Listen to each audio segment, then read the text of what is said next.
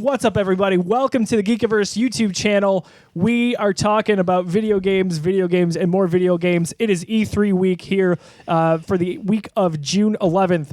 So this is also an episode of Geeks Got Game, the Geekiverse's all gaming podcast. We're going to also have this on the website, so a lot of ways to get this content for you. We're happy that you're here with us today. I'm Josiah Leroy. With me to my right, as always, Mr. Jeff Pavlak. Yo.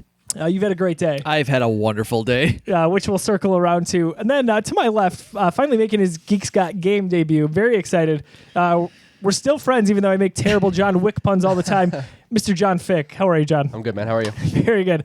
John is a games editor at the Geekiverse. If you don't know him yet, you will very soon here. So today we had the Nintendo Direct.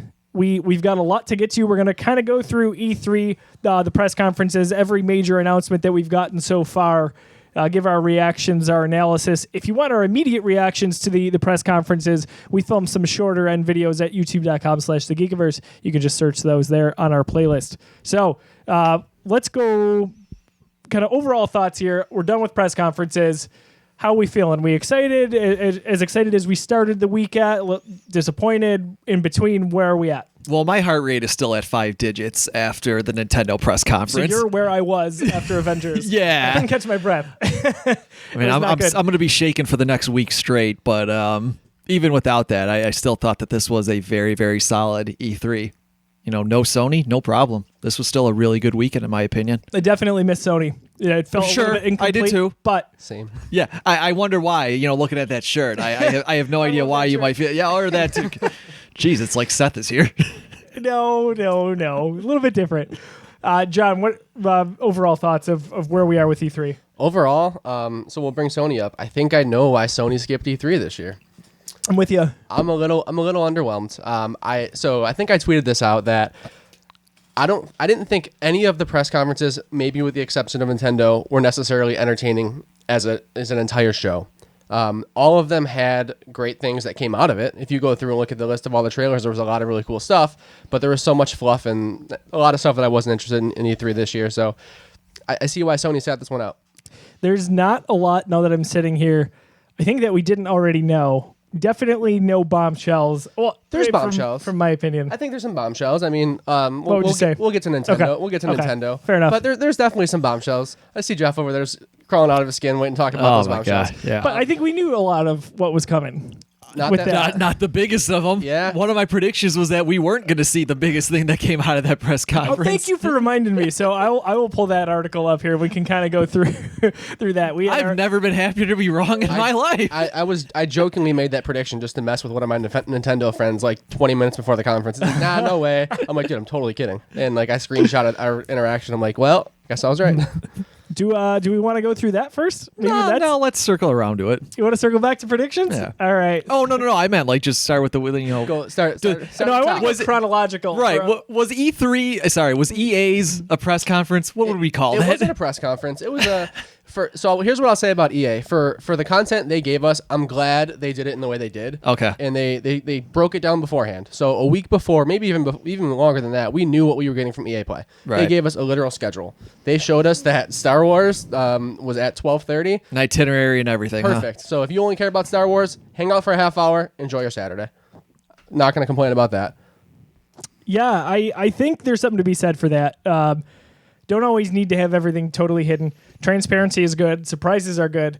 But when you find that mix, maybe it's good. And maybe if there was nothing to surprise, it was good that they come out and set those expectations, which we talked about. That's what I'm saying. If you don't have a surprise, a nice itinerary where you're telling me this is exactly what we're going to get, cool. I'm going to hop out once you start talking about Battlefield 5.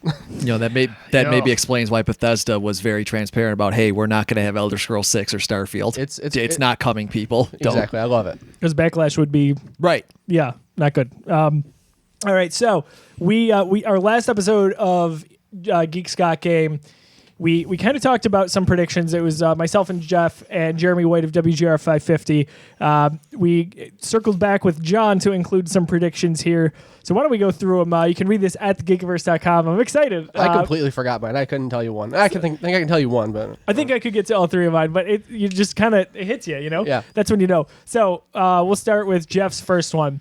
Microsoft will announce new titles being developed by Playground Games, Undead Labs, and Ninja Theory. We definitely had Ninja Theory. I don't remember. Did Playground Games have anything represented? not. They did not. Neither and did then Undead, right? okay. Well, just DLC for they do State of Decay? yeah. Right. So they do, So like I'm 1.5. I'll give you. I'm half on batting 500. that. I might give you 0.25 on that one, but I'm not scoring. So I'm not writing it down to score. I thought about Oh, it. of course you're not.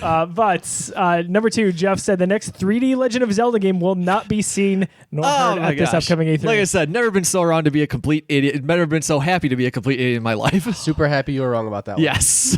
If the shoe fits. That's like one of those cases when I hear someone say, "Oh, I'm going to bet money on the Patriots to win the Super Bowl because that way either I get to watch Tom Brady lose or I win money." Yeah, it's a win-win for you. Exactly. Either your prediction's wrong or you get the biggest announcement of E3 in a long time. I literally leapt out of my chair when I realized what that trailer I was. did get a moment to watch that at on my phone, and I snuck out to my car for a little bit, and that was about when I was able to watch to tune in for Nintendo. Nice. So that was there, and yes, we'll get back to that in a course, little bit. I had a good feeling that was what it was, and I was like, oh, Jeff's reverse psychology worked. Mine did not.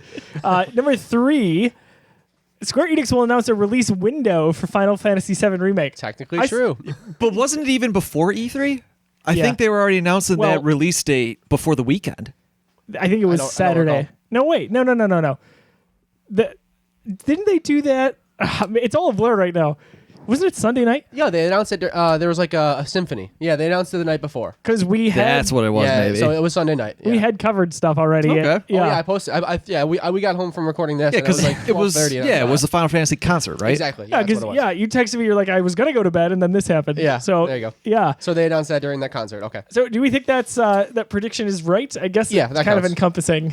Yeah, I did not How specific expect do we get, you know? a specific Yeah. release date. I was just thinking a release window, obviously, when I made that prediction. I think that counts. So not bad. Yeah, not a bad. Kind of took a different approach this and year. the one I was wrong on, I'm so darn glad I was wrong. So Me too. Pav and I are typically super optimistic with our predictions, I think. And this year we were like, no. Give me We're what going to I be want. real about all this. And then we kind of got some of what we wanted because of it, I think. We had a lot of things already come to fruition before the weekend, though, because I'm That's almost true. positive you had one or two that was like a day or two later. So we Yeah, recorded we'll this. talk about the first confirmed. one. Yeah, we recorded this the last episode a few weeks ago. We had the predictions, and then basically as like I got home, I think I saw the Avengers stuff, and then Yeah. the next day the Rocksteady stuff, and I was like, "Are you kidding me right now?" So basically, it was before it posted, I think, even.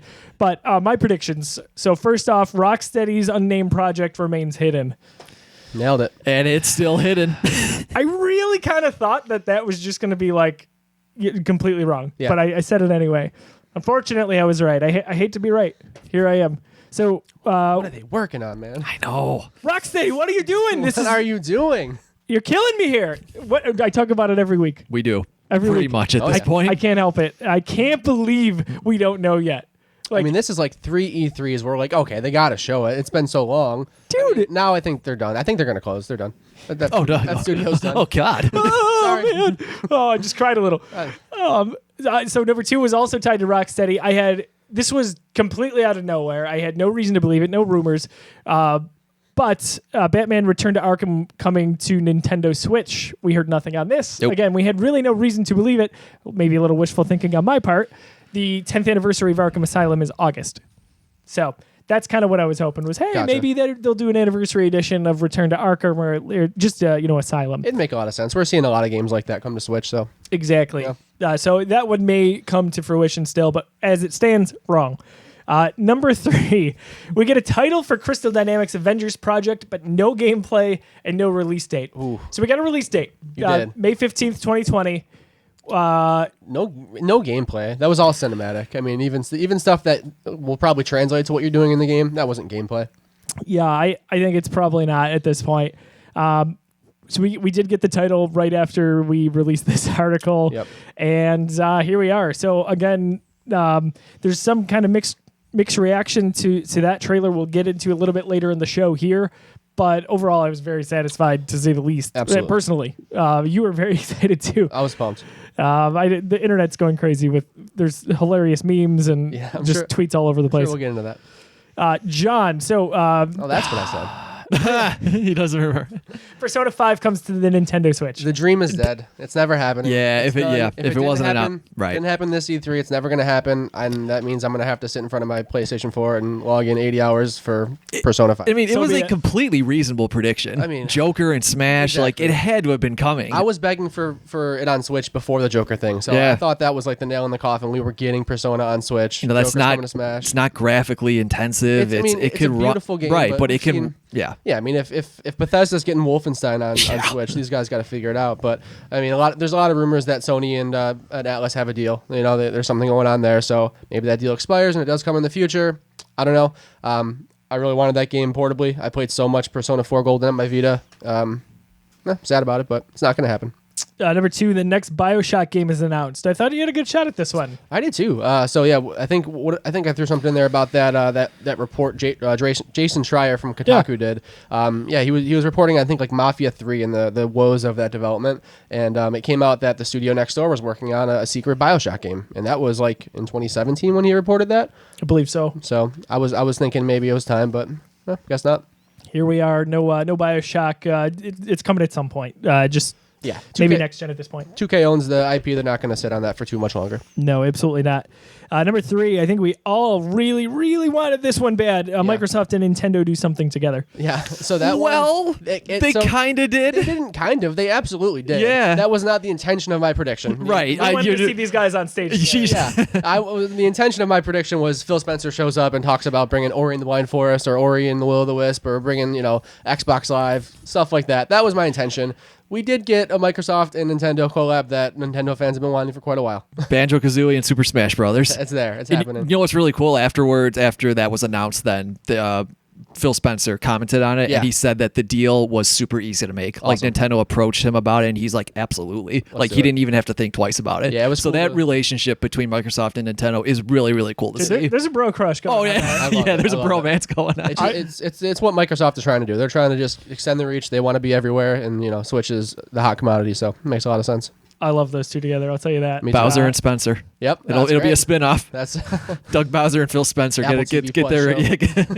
It's we really wanted that during Microsoft's press conference. Thought that would have been one of the proverbial nails in the coffin, if you will. It didn't happen. Pretty heavy rumors that either Ori game was coming to Switch. Yeah. Those were out there for a while, and they seemed like it seemed like somebody had some information because it kept getting reported on. But that was kind of the root behind that prediction. There was a very prominent leaker who Nintendo sent their lawyers after. That cease and desist. I was reading about that. Yeah. Before I think it was yesterday that he got the call from their lawyers. I did just see that. And after watching this Nintendo Direct now, I completely understand why Nintendo wanted to shut this guy down. Yeah, play it close to the chest there. And like the stuff that he was revealing, most of it turned out to be true. So whatever his source was, it was legit. Like he wasn't just spitballing. He had actual. Yeah, he had some feet in there, if you know what I'm saying. He's got a mole. That's a little scary and exciting all at once. Yeah. So our predictions were kind of all over the place. Some kind of true, some definitely true, and then some we just whiffed on. Wishful thinking in a way, reverse psychology didn't work in my case. Worked in Jeff's case. Yeah, worked lovely for me. Yeah. I think he took all of our luck. He did. He does that. Into that one. He's a thief of joy. So anyway, we're going to go through some of the conferences here now. Just some of the highlights. We will just mention from EA Play, we got 15 minutes of Star Wars Jedi Fallen Order gameplay. Looks awesome. Yeah, I'm excited about that game. I was by default because it's a Star Wars game, and I'm a Star Wars fan. But the more we see about it, the more epic I think it looks. Yeah, I mean it's Respawn. They haven't missed. They've put out Titanfall 2, and Apex Legends. They, good resume. Haven't sold buckets on Titanfall, but they're great games, and Apex has done incredibly. So they haven't missed yet. Yeah, this I think that's a match made in heaven. I think it's going to be a good execution. We'll find out in just a few short months. That's coming this fall, November 15th. So a few things to note from the trailer that were just kind of gut reactions. I love that we got Saw Gerrera. Oh yeah, that's cool. That's really cool. We got a K2-like Imperial droid, which, basically those are informational droids. But as you see K2SO in Rogue One, he can pack a punch as well. Yeah. he's my favorite Star Wars droid, actually. Really? Yeah. Of all time? Of all time. He's easily my least favorite. Bottom of my list. Well then. We're not gonna then. That's All right. a different podcast. We don't have time for that. That's a different podcast. Sorry. Everybody stay calm right now. I think number 3, Cameron Monaghan's personality. I feel like that really came through in the acting. No doubt. The way he interacted with his droid that I always forget the name of. The little chicken thing? Yeah, the little thing that goes. I even like the noise it makes. Like it's a unique noise for a Star Wars droid. Yeah. And there's so many Star Wars droids. So like, how do you come up with stuff? So that was good. Love Cameron Monaghan from Gotham. Yep. Number 4, Force abilities. Wow, there's some really, really awesome stuff going on there. The way that he interacted with all of the stormtroopers basically was showing off a different force power every time. Yeah. There was one where the stormtrooper took a shot. Cameron's character Cal basically freezes the stormtrooper and the laser bolt, pulls the stormtrooper to put him in front of the laser bolt, and then lets him go, and he basically shot himself. It's crazy. Very cool. Love the lightsaber effects. I think they've got to work on the look just a little bit. We know that they're still kind of polishing this from a visual standpoint. For the lightsaber effects specifically? Or just in general? In general. Yeah, I think kind of mentioned the Wookiee looks a little rough. Yeah, again, it could have been like compression quality on the stream, but the Wookiee had some definitely matted down fur. Yeah, it looked more like what we would have seen in Force Unleashed a few years back. Yeah. Number 6. That's a lot of years back at this point. Yeah, geez. Was it 08? We were in college, I remember. I remember that much. I think it was 2008. That's crazy. Yeah, that's definitely 10 years old. Wow. And then number 6, the Uncharted feel. So kind of looks like an Uncharted environment. The way Kale could kind of swing, and then like Titanfall, he could wall run. Yep. Thought that was really impressive. I think Uncharted's definitely close. It's definitely accurate. I think my feel is more Tomb Raider. They're incredibly close, but I just got Tomb Raider vibes, the new Crystal Tomb Raider reboot. It just seems like it's the same kind of gameplay, setup, story, everything like that. That was my vibe. Very Tomb Raider. Uncharted for sure as well. Sure. Got that vibe. There's a fine line, but it's definitely there. Yep. So Microsoft's Xbox briefing, we were kind of hoping to be blown out of the water. This was their E3 to lose, as John put it. Yep. I don't know that they lost E3, but they didn't. They definitely didn't kind of grab it by the horns, if you will. I'll say it. They lost E3. Oh, You think? I think so. wow. That's even harsher than I was. I think that. Yeah, I think the fact that they didn't deliver, they lost. I at least said that they hit a double. Yeah, I mean, like, I think they struck out. yeah. Or they hit a pop fly according and to you him. can- Apparently, I think it was a par for the course for Microsoft. That's why they lost. They couldn't be par for the course. This was not the year for a good conference. We talked a lot about that. We have a whole video up about that. Our feelings. I think I've gotten a little bit harsher since then, and going back and watching. yeah, obviously. Yeah, that's just it happens. Yeah, and that's fair. I still like. You're right. I think they needed it to be great. It was good for me. Phil Spencer, I'm a huge fan of. Fortunately, there wasn't that killer app that we were looking for. We don't know much about What was the biggest hit of that conference? Keanu. Yeah, I Reeves. mean, and that's a third party announcement. I'm Yep. gonna play Keanu. it's also a human being. It's not even an actual video game. They didn't make that. They didn't make Keanu Reeves, and they didn't do the deal. I mean, I'm gonna play Cyberpunk on my PlayStation. You know, I'm glad I saw that, but I'm playing it on PS4. I think, and maybe Microsoft dug themselves in a. Well, they definitely dug themselves in a hole at the beginning of the generation, or right before it. But I feel like the perception is so heavily in Sony's favor. If Sony had a similar conference, and maybe even just had like Cyberpunk instead of Microsoft, Sure. I think it would have been even more praise than we got from Microsoft. Absolutely. That's because Sony doesn't have ground to make up on, though. That's true. Yeah, they're in two different spots. Sony literally wasn't even at this E3, and they're not getting bad press. I think No. I tweeted out that they're not even there. after Saturday or Sunday, I tweeted out that Sony won E3 just as a joke. I think. Well, that was until this morning, at least. Exactly. So somebody replied with a Reggie meme, and I'm like, you're right. Nintendo's gonna crush it, and we'll get there. Yeah, absolutely. So we got some announcements off the bat there. The Outer Worlds trailer coming October 25th, I believe. We thought that looked that was Obsidian, right? Yeah. Yes. Yeah. I'm excited for that game. Looks cool.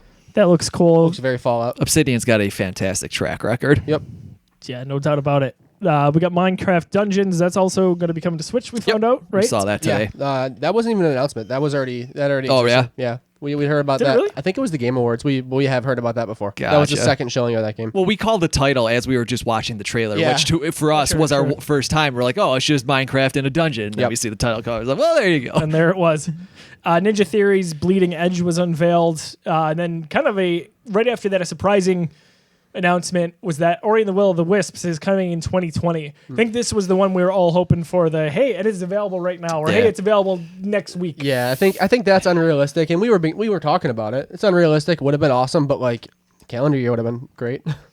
Yeah, they could have put that in the fall and done really well with that, I think. Yeah, and again, who are we to say that the game's going to be great, and obviously they need the time, but the new trailer was awesome. It was incredible. The boss battles look phenomenal. Yeah, I think those big boss battle encounters have definitely been up since the first game.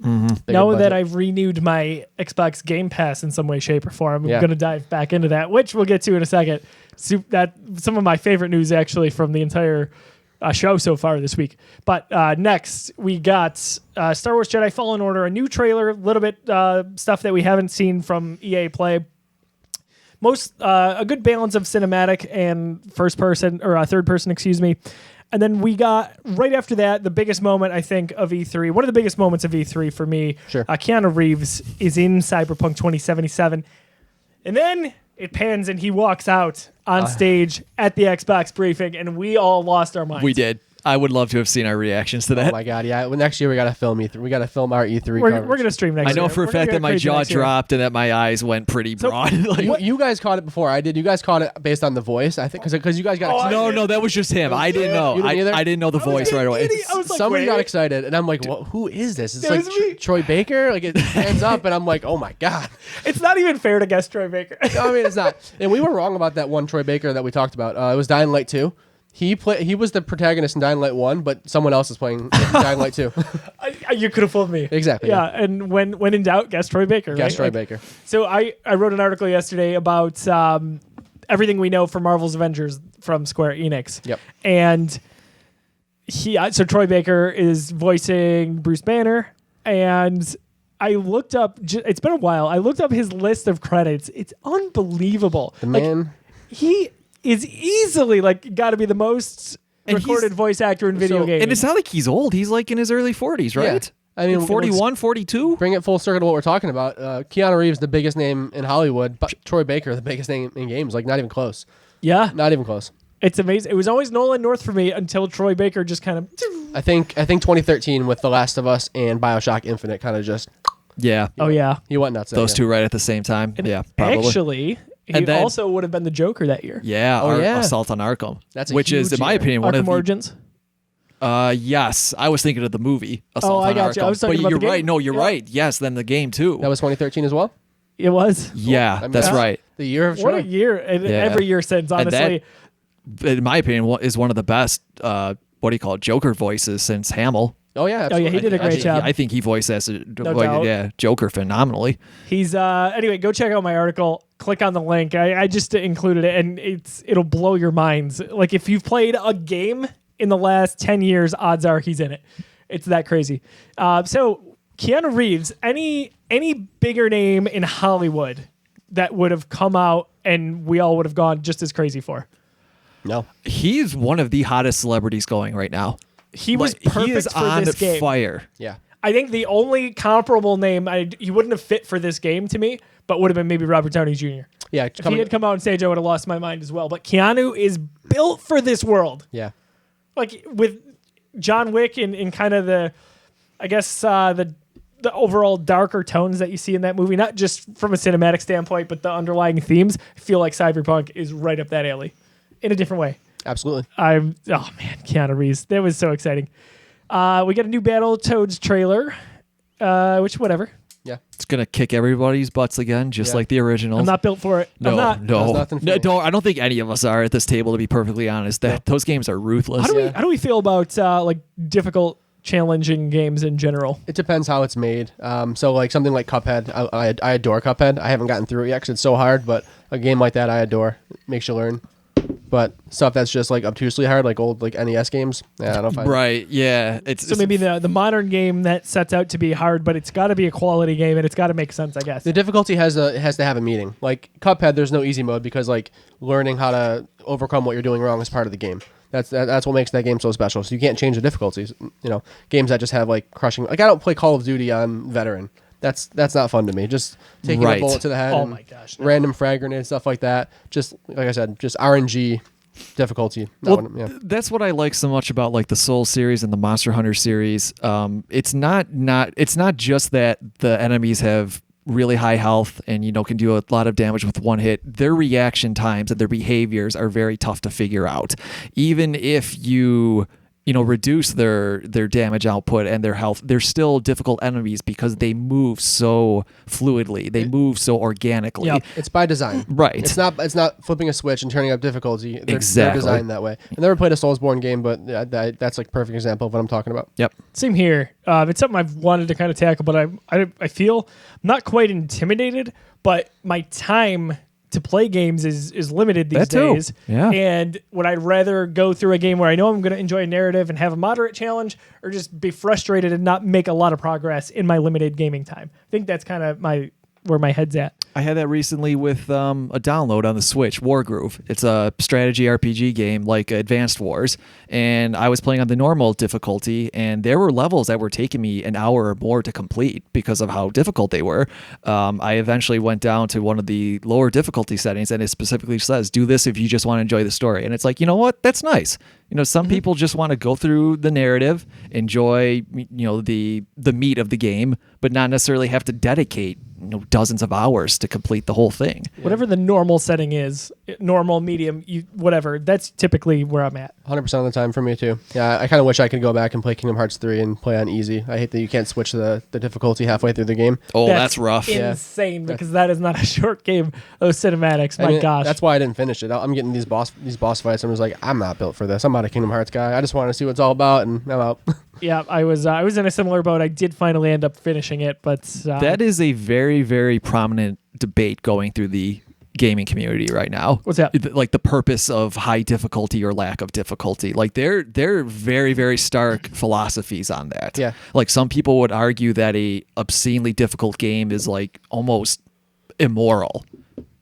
Yeah, but you vote with your wallet, right? But if you just go around, like the debate that's going around about that now is it's like are some of these games almost like demeaning to certain gamers? But if you accessibility needs, and stuff yes, like that. it's a really, really interesting debate that's just on fire right now. It definitely sparked up when Sekiro came out. I think that's when it really started to pick up. I don't know if it was Able Gamers or a different organization, but there was someone was very vocal about it, and there was a lot of traction in that conversation. It's interesting. I don't think it's a black and white, like yes and no situation. Oh, absolutely. Yeah. Interesting. I kind of feel like that's tough. There's so many options. It's not like there's 10 games out there. You know what I mean? Yeah. Like John said, it's not a black and white answer to that. But interesting nonetheless. So they announced Batman Arkham Knight, Hollow Knight, and a few other titles were available immediately on Xbox Game Pass. One of those was the Borderlands, the Handsome Collection. So that was pretty cool. We got... That might be a good place to talk about the Game Pass news. I don't think they actually formally announced that. I think that's good. Let's go there. Yeah, Do it. Go ahead. Xbox Game Pass Ultimate. So they talked about the PC Game Pass. They talked about the regular Xbox Game Pass, and then what is now Ultimate. So it's basically those two plus Xbox Live Gold wrapped in one. $14.99 a month. Hell of a deal. So right there, awesome. Yeah, right there. That's $180 for the year. That's 3 games. You can get a lot of value out of that if you buy no other games throughout the year and just play what's on Game Pass, because they've done a really good job of updating it, and not just with Microsoft titles, with big AAAs, with pretty solid indie games as well. Yeah, I mean you just gave those 2 examples: Arkham Knight and Hollow Knight. Exactly. Awesome. It's a good blend. And you're also still getting the 2 free games a month from having gold. Yeah, and those you keep. Oh, so it stacks? It does. I know a lot of those games are part of Game Pass, so it's kind of like you're not getting a value, but I wouldn't be surprised if some months there's a game you get with gold that's not part of Game Pass. Usually they are, though. I think there's a good balance there. Yeah. But anyway, what is incredible about all this is they said you can get your first month for Ultimate for $1. So my thought was I already have Xbox Gold. I just let my Game Pass expire. I can't do this. I'm not eligible. I have Gold. So I went. John said, no, you can stack it. Yeah. So not only did I do that, my subscription for Gold was paid through September. For $1, I bought the Ultimate. That took me to October. However, all remaining months, so that's June, July, August, September, are now Ultimate. Yeah. So I just upgraded all of them for $1. That's amazing. And you can do this up to 36 months, it says. Yeah, so if you're watching this and your live is going to expire, buy a year, buy 2 years, whatever you want to buy, and then do this little deal because whatever you have, it's gonna instantly turn into Game Pass Ultimate. I mean, $1 to get tons of free games, and it's weird to say free, but it's $1. These are free games at that point. I can't believe that that's a thing. That really they cool. upgrade the existing months. And I'm actually super mad that I didn't know like the minutia of this detail or of this deal because I just did it. I'm like I didn't have gold or Game Pass, so I'm just like heck yeah, man, give me the $1. So I have it for a month, and where I could have just like upped my live. My live's been down for a few months. I haven't needed it, so I'm like, yeah. Picture of Phil Spencer smiling, just like gotcha. Yeah. Not really, but I wish I would have done the same thing. I wish I would have waited and bought a year or two. Yeah, go 36 months. Yes, you don't even have to think about it for years here. That's an incredible deal. Go take advantage of it. Game Pass is awesome. Gold you got to have if you're a rigid or regular Xbox gamer. To have that, incredible. I have no idea when this deal expires, so definitely check it out. Walmart, I know right now has a $20 3-month pass for that. So it's normally $15 a month. That's a pretty good deal as well. If you're in John's situation and you've just got maybe a month or two of it. But I'm so excited. I couldn't believe it, and then that worked out pretty well for you. It worked out very well. So go take advantage of that ASAP. We got Wasteland 3 trailer. We also got Lego Star Wars: The Skywalker Saga, which will feature all of the 9 episodes, numbered episodes for Star Wars. Oh, it just hit me that's going to include episode 9 as well. So that's obviously going to come out after that. So 20. It says early 2020. I imagine that means. I want to say Force Awakens came out in like April or May, year after Force Awakens, the movie came out. I love the Lego games. I'll play through them again. And finally, to be able to get to play through Last Jedi will be fun. And then whatever Rise of Skywalker brings. Double Fine. This is big news here. Double Fine joins the Microsoft Game Studios lineup. That's a big deal. It is. So Microsoft has been buying up these studios and really well-known studios with a nice pedigree, and to get Double Fine, we didn't know if we were going to get any more announcements this E3 in terms of acquisitions, but they are setting themselves up nicely for the next generation here. For sure. Yeah, that's where, I mean, talk about their blunder out of the gate, their backwards compatibility, DRM, stuff like that. The number one thing that they're losing on in this generation is exclusive games.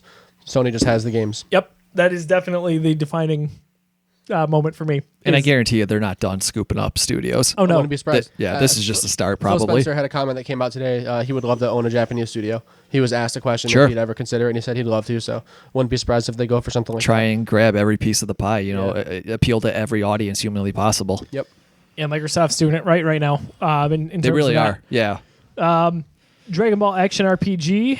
Kakarot. Super excited for that. Yeah? Yeah, big Dragon Ball fan. The games usually don't click with me because I'm not a fighting game guy. Yeah. The fact that it's an RPG, that's going to be fun. We enjoyed Jump Force a lot. We did. Yeah, I remember that. I remember you guys covering that. What do you call it? Fighter Z was amazing. One of the best fighters I played in a long time. I'm so tempted to grab that game just because it looks so beautiful. It's fantastic. We've been saying that this looks like a cartoon since like the PlayStation days, but like that game literally looks like the anime. Oh yeah, it's insane. I've got they actually sent us a few copies.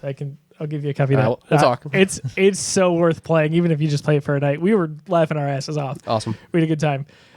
Gears 5 coming this fall. We kind of figured that was going to happen. Now we got the release date, I believe September 10th, without looking. Was that underwhelming for anybody else? I'm a Gears fan, and that trailer didn't do it for me. I don't want to say I'm indifferent, but I really don't have too much to say on it just because I'm not that big into the series. I've always liked Gears. I think you're a bigger fan than me for sure. Yeah, I'm a fan. I've played all the campaigns like the day they've come out. I've dabbled in online. My friends got way too good, so I just quit. But the Gears 5 just seems like it's being. I don't know. There's something weird about it. It didn't hit for me. It didn't click. For one of their 2 really premier franchises, with that and Halo, you'd think they would put some more juice behind it. Yep. Yeah, maybe that's why I'm not so down on it. But I did really like the new mode they showed off. Yeah. That like cooperative mode I think looks really cool. I always love co-op like survival challenges like that. So they're like the founders of the Horde mode. Right, exactly. So I didn't really see how different it was from Horde. So I still have to look into that a little bit more. But It seems to be like more stat based. Like they were showing how like the numbers pop up when you hit it. Like stats and numbers are really, really important to this. Yeah, at this point, do some more research there. That's like you're picking up augments and different different accessories to add to your weaponry throughout the mode. Okay. Do we have a Gears Battle Royale mode yet? No, we do not. I'm surprised we do that. Every other darn franchise does. Because it's coming. Yeah. You know it's going to. Dying Light 2, we got a little bit more insight into that. I'm really excited for that game. Release window, was that just spring 2020? Don't recall. I think that's where it was. Like if you just guess a video game actor being Troy Baker, that's what you guess for video game releases right now. Everything is 2020. Yeah. Everything is 2020. First half 2020. That's exactly what it is. We got a few other announcements. Crossfire X. We got New Gear's Pop trailer. We got Phantasy Star Online 2 coming over to the West. A little bit of a disappointment only because it was leaked beforehand, but From Software and George R.R. Martin's newest project, Elden Ring, announced. Yeah. Fell flat only because we knew it was coming. No doubt. And it was all cinematic. Exactly. Like if there was some gameplay involved with this, the impact's a little bit more there. But we have no idea what that game is. Right. I couldn't tell you anything about it. Like you said, if we didn't know about that, if we never associated the terms George R.R. Martin and From Software, if we hadn't heard no leaks or anything like that, that would have been a huge, huge moment for them. But it wasn't. So it's not their fault that it kind of fell flat. Like it sucks that leaked. We tried to stay away as best we could, but it was just inevitable being on the internet in the last week or two. So we got Tales of Arise officially announced. That also leaked.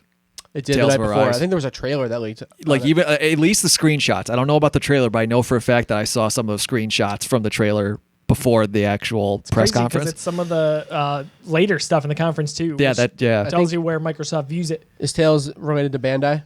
Yeah, Bandai Namco. I think Bandai is the one who had the leak. Oh, okay. I think someone that's what it was. Bandai had a huge leak. Yeah. That sucks. That game looks beautiful though, man. Like I know I'm a sucker for JRPGs, but man, that game looks incredible. Oh yeah, they nailed the art direction on that one. We got the next Xbox officially coined Project Scarlet, which actually leaked last E3. I think the same day, it would have been Monday of E3 last year. I remember writing an article on it just on speculation. Sure enough, this is the first time Microsoft comes out and says Project Scarlet. Officially revealed. We don't know 100% if it's going to be a system. We don't know if it's going to be an Xbox One X-like system upgrade where it's not quite next generation. I tend to think it is a next generation system, and they're going to base everything off of that. That's pure speculation because we didn't get a lot on this. We didn't get much. I was confused about it the way they worded it when the day of the press conference. I've seen Phil Spencer answer more questions about it. It does seem to be like a next gen based on the way he's talking about things. That's kind of what I gather. Yeah. Time will tell. So, without knowing much, I mean, it seems like they are developing a lot for it. That's exclusively for it in the sense of technology with some of their partners at Microsoft. Also, I think, if nothing else, it's really awesome that Halo Infinite is going to release as a launch title. So kind of taking a chapter out of what Switch did with Breath of the Wild, which worked amazingly well for them for a number of reasons. I mean, there was a point where the attach rate for Breath of the Wild was over 100%. Right. I remember that. We talked about that. We did. We talked about that. And that was like a couple of weeks or like months in. I remember like how that was was still exactly possible? like you would. Doesn't make sense. Yeah. Why do you have 2 copies? Right. Because everyone was scooping up that collector's edition with the Master Sword in there. Good point. I actually was one of those people. I bought the regular edition and then like just happened to be walking through Best Buy on my way to work that day, and I'm like, oh man, they have a collector's edition. I want that case. You just walked across one? Yeah. Yeah. Oh man. I hate you. So it was like behind the counter, like at customer service. Wow. And I just caught the corner of my eye. Maybe one that no one came Somebody to pick must have up. abandoned it. Yeah. Exactly. Oh my gosh. It's like a rescue dog. Yeah. It's like, oh, I must take you home. Yeah. So now I was using that case for a while, but now it's just on my shelf looking all cool. That's one of my favorite like oddball stories from the last few years. That, like you said, at that one point in time, there was over 100% attach rate for a game. Like that's silly. It's impossible. Yeah. Like that's not physically possible. It's unbelievable, really. I don't see Halo Infinite and Xbox, being much different. No, it could. Yeah, it definitely could. I mean, hell, collector's editions are inevitable with Halo. I mean, I would love to see back in the day what Halo 2, like the original Halo Combat Evolved was with the original Xbox. So that was the console seller in that game. Right. That's the only reason I ever owned an Xbox. My brother wanted to play that game. That's why Xbox probably exists today. No doubt. Because of Halo. Mm-hmm. That was originally supposed to be a Apple Macintosh exclusive. Did you know that? I did not. That game was debuted at, I think it was WWDC at Apple's conference, and it was supposed to be a Mac exclusive game. I do vaguely remember and it that. went away for a few years and popped back up in Microsoft's hands. Interesting. A part of me was wondering if Microsoft was going to wait one more year so they could release the Project Scarlet on the 20th anniversary of the original Xbox, but we're not there. So that's fine. We're getting close. We didn't get a ton from Halo Infinite, but I did like the story. Almost felt like a soft reboot of sorts with Chief kind of waking up in there. I thought that Chief was going to like basically be evil at that point. I thought he was going to I thought he was going to kill that guy. Yeah, I thought that's what was going to happen. I was bracing myself. I was kind of like and it didn't happen. No, they set the tension up that way. I didn't think he was going to be evil. I thought like he just knew something we didn't about that guy, but just the way the way that he emerged and that guy was just standing there and we saw Chief's hands, I'm like, that guy's so dead. Oh yeah. It didn't happen, but and I was like, oh gosh, where's this going? We all felt it though. Yeah, so that will be coming alongside Project Scarlet. I'm excited for that. That'll obviously be a day one for me because I love Xbox. So here I am. So in terms of Microsoft, again, we kind of talked about what we thought their press conference should have been. It was good, nothing more. Needed to be great. As we said on the other video, it was double, off the wall. Needed to be a home run. Bethesda, they had what was probably my favorite conference. Now, I did not watch Nintendo's all the way through, so I can't maybe necessarily evaluate that fairly. But Bethesda's, I thought, was probably the most consistently rock solid beginning to end. It was tight.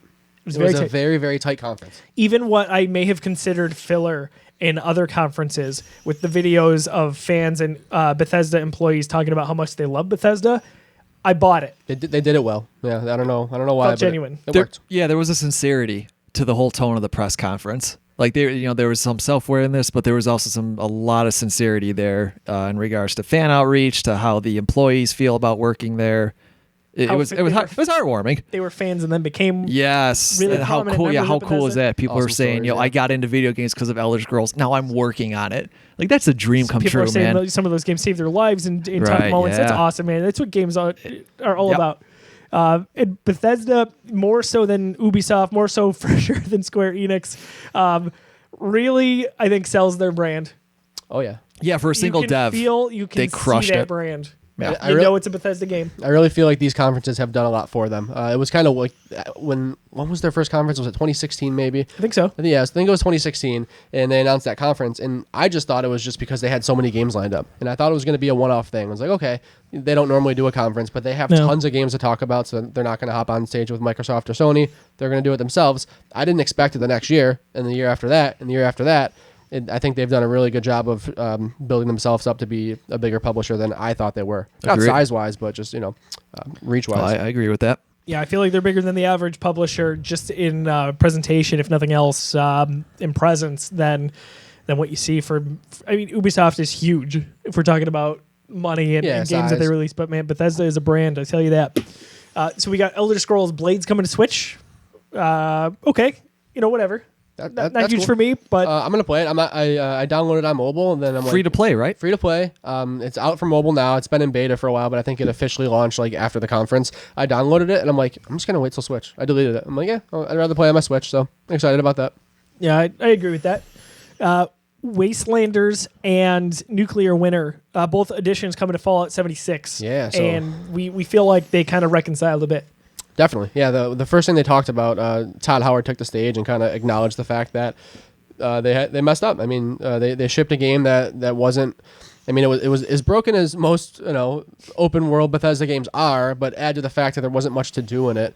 It didn't work out the way they wanted, so it was good to see them talk about it, take responsibility, but then also say, hey, we're not going to just abandon this thing. You guys paid $60 for this. We're gonna try to make it better and add some stuff. You can also play it free this week through the 17th, I believe. Yeah. So that's cool. I may give that a shot myself. Worth noting that Nuclear Winter is a battle royale. That's a huge change. Well, of course it is. Of course it is. But that's a huge change of pace for that kind of game. They've never done PvP at all, has there been any PvP? Not to this extent. Not in a Fallout. Not in this implementation. Yeah. I mean, think about, like you mentioned on our video earlier this week, it's big for a number of reasons. That's going to be popular with streamers. Yeah. Fallout's already popular enough, but now we're going to add that segment to the, I guess the internet presence with it. And it's free, or it's going to be free for a little bit. So that you're going to have a battle royale and you're going to have a free mode. I mean, that's the thing right now. Everyone wants to hop in and try a new battle royale. So I'm sure Ninja and Dr. Disrespect are going to be playing that when it's free. It was funny with Wastelanders. I believe that was the one where they mentioned that non-human NPCs were coming back. Yes. Yeah. And that was so funny to me. It was just like, yeah, that's what we wanted in the first place. Yeah. Come on, Bethesda. But here we are again. Hey, we got it. We got it. Ghostwire was announced by director Shinji Mikami. We thought maybe Evil Within 3 Right. was coming. And we were all pleasantly surprised by this. I did not know about this ahead of time. I don't think anyone did, right? No, No leaks? no, Yeah, it definitely I don't didn't leak. think this is all new information. Very cool. So we were impressed by that. One of my games of E3. Yeah. And Akumi Nakamura, you did a fantastic job up there. She was an absolute doll. She was awesome. Yeah, she was awesome. just the energy from her, you could feel it radiating Someone throughout the entire. I follow on Twitter made fan art of her. It was awesome. Yeah, It was just very cool. and I That mean was pretty awesome. it's so cool because she's been with Bethesda for years. She did art for Okami. She did art with or sorry, not Bethesda necessarily, but Shinji Mikami. Oh, cool. She's always worked she's been like his apprentice, apparently, like his handpicked apprentice. So that's why she is like the sole director of this upcoming game now. Like he handpicked her to take this job. It's funny because Which a is lot really of times cool. people are awkward at E3, and I wouldn't say that she was awkward. I think she just embraced being fun. Well, it's amazing that she's doing it up there, and it's not her native language. She even said, yes.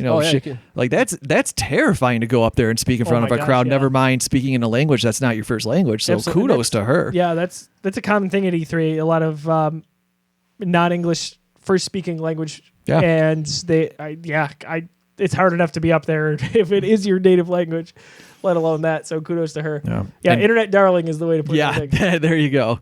And I think Ghostwire looks phenomenal. I love the concept for that game. Modern day Japan, spirits running all over the place.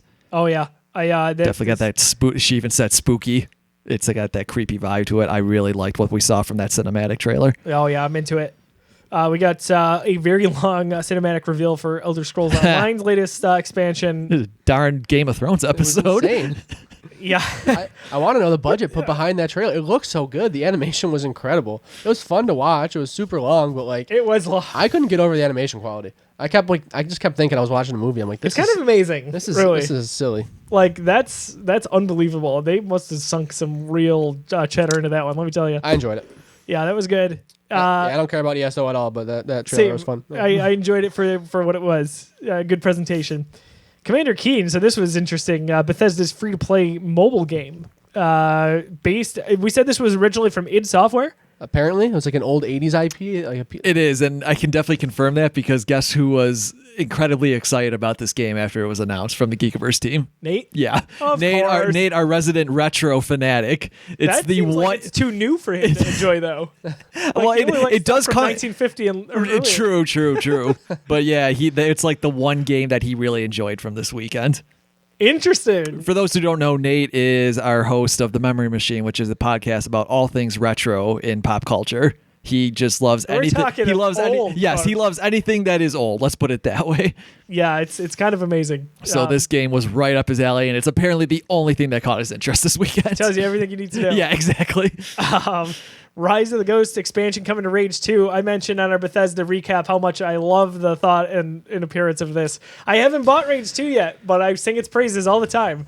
So I'm a big advocate for the game. I really got to put my money where my mouth is, though. I'm in the same boat. I want to play this game. I just never find the time to do it. It looks so much fun. This trailer was awesome, man. It It's like was. sitcom introduction like that. That's cool. Got me. Bethesda does the best trailers we've talked about. And this was definitely top of the top here, I think, for the conference. No doubt. So I hate to say where I'm at because it's been out for a few weeks now. I'm kind of waiting for that sale. Oh yeah. And Nothing I've still wrong with got the that. Best Buy membership, Oh yeah. so I can get 20% off of that. I'll be looking for a Rise of the Ghosts. Yeah, it'll drop soon. Wolfenstein's coming to VR, which is kind of cool. VR not really my cup of tea, but I always appreciate it. Where do you stand on VR? By the way? We haven't really talked about that much. Yeah, super fascinated. I just haven't decided to splurge on a headset. Big supporter. I wouldn't say it's not my cup of tea. I just don't have a headset, and I haven't buckled down and bought one. I love it. I want to see it supported, and I'll have one eventually. It's still going strong. If it had been what we saw with maybe like motion controls, I'm thinking about Kinect. specifically, I think it would have been gone by now. Yeah, I mean, look at the Move. Right, it's still going. So VR overall pretty healthy, and I think the best is by far yet to come. Arcane Studios, not a new Dishonored, a title called Deathloop, another one that really caught my attention. Me too. Yeah, I think that's my game of their conference. That game looked really, really cool. Yeah, all about that. I'm a big fan of new IPs. I like when publishers really go after something that we wouldn't expect. Nothing wrong with sequels, but they can be safe to an extent. I'm in the same boat. There's nothing I can get more excited for in an E3 press conference than a new IP. I did not expect 2 from Bethesda.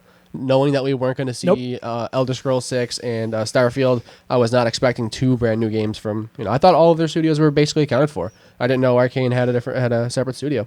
So that was something I learned. I had no idea. Very cool.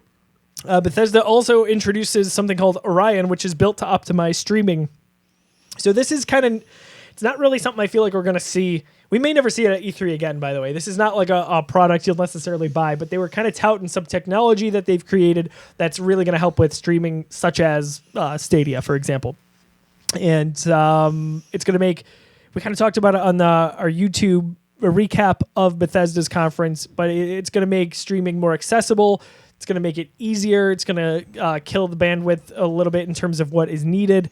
So good for everybody, really, in a nutshell. Especially if you're a tech wizard, that's going to be right up your alley. Check out our write-up on that. I talked about how tight this press conference was. That's the one thing I would have cut. Sure. They could have missed, and I would have been fine. They could have tweeted that out in a month and would have had the same pop. Oh, yeah, probably bigger, actually. Yeah, you're that right. may have gotten lost in the shuffle a bit. For sure. Because it's not kind of a tangible product that you can buy. Yeah, I love it. I love that they're doing it. I love that they want to share that with us. I don't think the E3 showcase was the time or place, but they kind of talked before that about how they were the first with VR, how they were the inventor of the first-person shooter. So this was a little bit about legacy here. True. I think they wanted to get out in front of that, especially with Stadia coming. Last thing here, big for all of us, Doom Eternal, coming November 22nd. That's a great release date for that game. I am all about it. I am ready to play more Doom. I loved the 2016 version. If they did no updates and just gave me more of that game, I'd be happy. But to get a whole new entry here, sign me up. Yeah, this new Eternal looks awesome. I was really impressed by the demonstration they had up there. Even just watching it made you feel like you were playing it. There's nothing like Doom. No, just the pace of the combat and the amount of maneuverability you have. There's no other first-person shooter that does it quite like Doom. Nope. It's funny because I felt like they took a risk with putting resources into that reboot, and yeah, I would agree with that. It ended up paying off so much that look where it's releasing. That tells you something. That's a confident release date for a game like that. Yep. Going up against Call of Duty, Yeah. No doubt about it. That's going to be awesome. They talked about battle mode, which is a multiplayer experience. We kind of speculated it might be fun in the future to have something co-op in the Doom universe, like we're seeing in Wolfenstein Youngblood. But more to follow on that. So overall, Bethesda, I think my favorite conference of the show. Oh yeah, overall. I think so. I think it was probably the best beginning to end. Like you said, if there was only one thing to cut, might have been Orion. Sure, but even that wasn't offensive. Like it was just No, because it didn't really, I guess, detract from it for me at all. What do you think, Pavlik? I really like their conference overall. It's one of my favorites from the weekend. Yeah, they killed it, no doubt about it. Last year's was fun too. It was, yeah, and I mentioned that even last when we were doing just our reaction to Bethesda's conference in general. It feels like they're on a hot streak as far as E3 press conferences go. Yeah, they're confident. They know where they're at with it. Ubisoft's press conference, I was not a fan of. I thought it really didn't have a nice flow. There was no true killer app for me, maybe save one, which we'll get to in a moment. But starting off, we got a really nice string selection. Was that about 10 minutes long? That seems long. Maybe, I don't know. At least 5. Anyway, it was Assassin's Creed Symphony. Yeah. They played some of the tracks from Assassin's Creed throughout the years. I think they announced a tour for Assassin's Creed Symphony as well. Yeah, which it sounds like that is the title of a game, which it's good marketing there. I could definitely see it. So Watch Dogs Legion is what really kicked off the show for Ubisoft. We got an extensive look at the game. It's also coming March 6th. 2020. So a jam-packed first quarter of the year. But what did you think of Watch Dogs? We haven't had a chance to talk about this yet. I'm excited for it. So I bought the first Watch Dogs day it came out. Didn't do it for me. I thought the Aiden Pierce, I think his name was, the protagonist. I thought he was just like cookie cutter. This is a video game guy. I didn't really like that game that much. Didn't finish it. 2 came out. Trailer sold me with the tone and everything like that. Really loved Watch Dogs 2. I like the colorful, the playfulness. San Francisco. I was a fan of that game. And this one looks awesome. I like the gimmick that you can be anybody. There's really no main character. You're flipping around. I wanted more of a narrative focus. I like the concept of Legion. Basically, you're creating this Legion. You're jumping between characters with permadeath, by the way. So if your character dies, that's it. They're done. You jump to someone else. Yeah, they're just like a civilian for all intents and purposes. So exactly. So I like that concept. I don't know if this is a game I'm going to dive into because I feel like it's a commitment. I don't know that. I really, really actually enjoyed the first Watch Dogs quite a bit. Second one I liked, believe it or not as much as the first. I'm in the vast minority on that one. But all 3 games drastically different in tone. Yeah, I think that's really cool. What do you think about the London setting? I don't know if I've played a game in London in a very long time. We've always talked about it. Yeah. There was always rumored for Assassin's Creed for the longest time. Oh yeah. Which wasn't there an Assassin's Creed that was in London? There was. Which one was it? With Jacob and Evie. What was the name of that one? I don't know. They're all blended together now. Yeah, Assassin's Creed is just Assassin's Creed for me. Yeah. They're all the same game besides Odyssey, because that's the last one I've played in the last decade. Yeah. It'll hit me later. But that one I actually liked a lot. Yeah, Unity, I'm drawing a was blank. It was not recent, but it wasn't like ancient. It was like 1700s, 1800s, something like that. It was the last one, I believe, before Origins. We can look that up real quick then. Yeah, Give take me a look at uno that. momento. So you were Wasn't that the one that was like darn near broken when it first came out? No, Unity was the one that was broken. That's what I'm thinking the of. Facial animations were like eyeballs. Yeah, it was It was just someone glitchy. made that a thumbnail to one of their E3 reactions. And I was like, why are we bringing that up? And it was for E3 2019. It was. So it's funny. But I enjoyed that one. It was kind of short in scope, but you got to play as both main characters, which was really cool. Syndicate. Yeah, It It was Victorian era, 1868. I've tried with Assassin's Creed. I think like every 3 or 4 games I've tried, and it's never worked until Odyssey. Had a lot of fun with Odyssey. I have it. I have got to jump into it. Yeah, it scares me because it seems like it's a huge game. it is. I think I have like 60 hours in that game. I'm not even done with the main story. Oh, Well, mama. now you can make your own story with it. Sure can, After they announced that at Ubisoft's press I think we conference. skipped over that. Yeah, there's a story creator we one did. coming. I love that fact. I thought that looked really Why cool. did they drop that before the press conference? I thought that would have fit well. I don't understand at all. I could have replaced any number of things from that conference. Yeah, that's a pretty cool announcement. Yeah, Mario Maker for Assassin's Creed. I'm in. Yeah. That's crazy to me. And like to make sense, though. to make your own narrative too. It's not just the levels, You're it's right, not just you're the bosses, your enemies. You're creating your own story there that's too, which I think commitment. is awesome. And it's free. Right? Yeah. Straight up free. Yeah, it's just an expansion basically. Yeah, I can't. it's just a download. I want to watch people make their own. I don't want to do my own with that. Yeah, I'm the same way. I'm not a creator in that sense. I'd like to play other people's levels, but I don't tinker too much with making my own stuff. I get so ambitious, and I think I'm going to, and then I'm like, nah, Yeah. it's not gonna happen. I mean, that's pretty cool, and not something I anticipated at all. That's a nice little mode. It was rumored for like a week or so. It must have leaked because I did hear talks about that before the show, but cool. Yeah, we got a new TV show called Mythic Quest coming to Apple Plus or Apple TV Plus. Yeah, man. So Rob McElhenney, what'd you guys think of this trailer? I like the concept at least. Yeah, I didn't love the trailer. So this news has been out there for a while that the show was going to happen, and I've been super excited at the idea. Like the people who produce It's Always Sunny, Yeah. making a video game in like the same vein that Silicon Valley exists. Like that. I mean, on paper, that's awesome. I didn't love the trailer. The tone didn't hit for me. I'm not going to write it off because of that. I'm ready for it. I'm definitely going to watch it. I thought it looked funny how they were kind of making fun of him and just being egotistical, and that was good. Yeah, it but was cool. It was okay. Yep. It's not something I'm going to go and purchase in terms of Apple TV Plus now, but it's for a lot of people out there, no doubt. Ghost Recon Breakpoint trailer coming October 4th. Ghost Recon typically has done nothing for me. Same. Yeah, this is kind of where Ubisoft lost me between that and Siege. Oh, see, I thought Rainbow Six Quarantine the next Quarantine, one. that's what I thought I said, that's my a really bad. cool idea. That one I'm excited for. I don't care about Siege either. I didn't play Siege, but this one got me kind of excited. So why don't we jump there, John? What did you like about Quarantine? Anything in particular? Yeah, in PvE. I mean, I'm always down to try a new PvE game. I feel like I've had some of like my best online experiences in the last couple of years with PvE games, whether it be Destiny or The Division, stuff like that. I'm always excited for a new one, and the trailer just looked cool. So in the middle of Recon and Rainbow Six, we got Tom Clancy's Elite Squad coming to mobile, featuring Sam Fisher, of course. Man, Splinter Cell fans are not happy. Oh yeah, I didn't really get to look at the reactions to that. It's just salt in the wound. Everyone wants that game back, and like, why not? Understandable. Yeah, and look at the lineup we talked about. All these shooters. Come on. He just keeps popping up in all these side projects. So yeah, I've got a Facebook friend who's a huge Splinter Cell fan, and he was just like, "You left the room." I think it's interesting. It looks fun. It's not something I'm probably going to dive into. I'll definitely play it. Is it free to play? I'm always down to try out a mobile game that like a big publisher throws out there. I want to support that market. I feel like it's still untapped.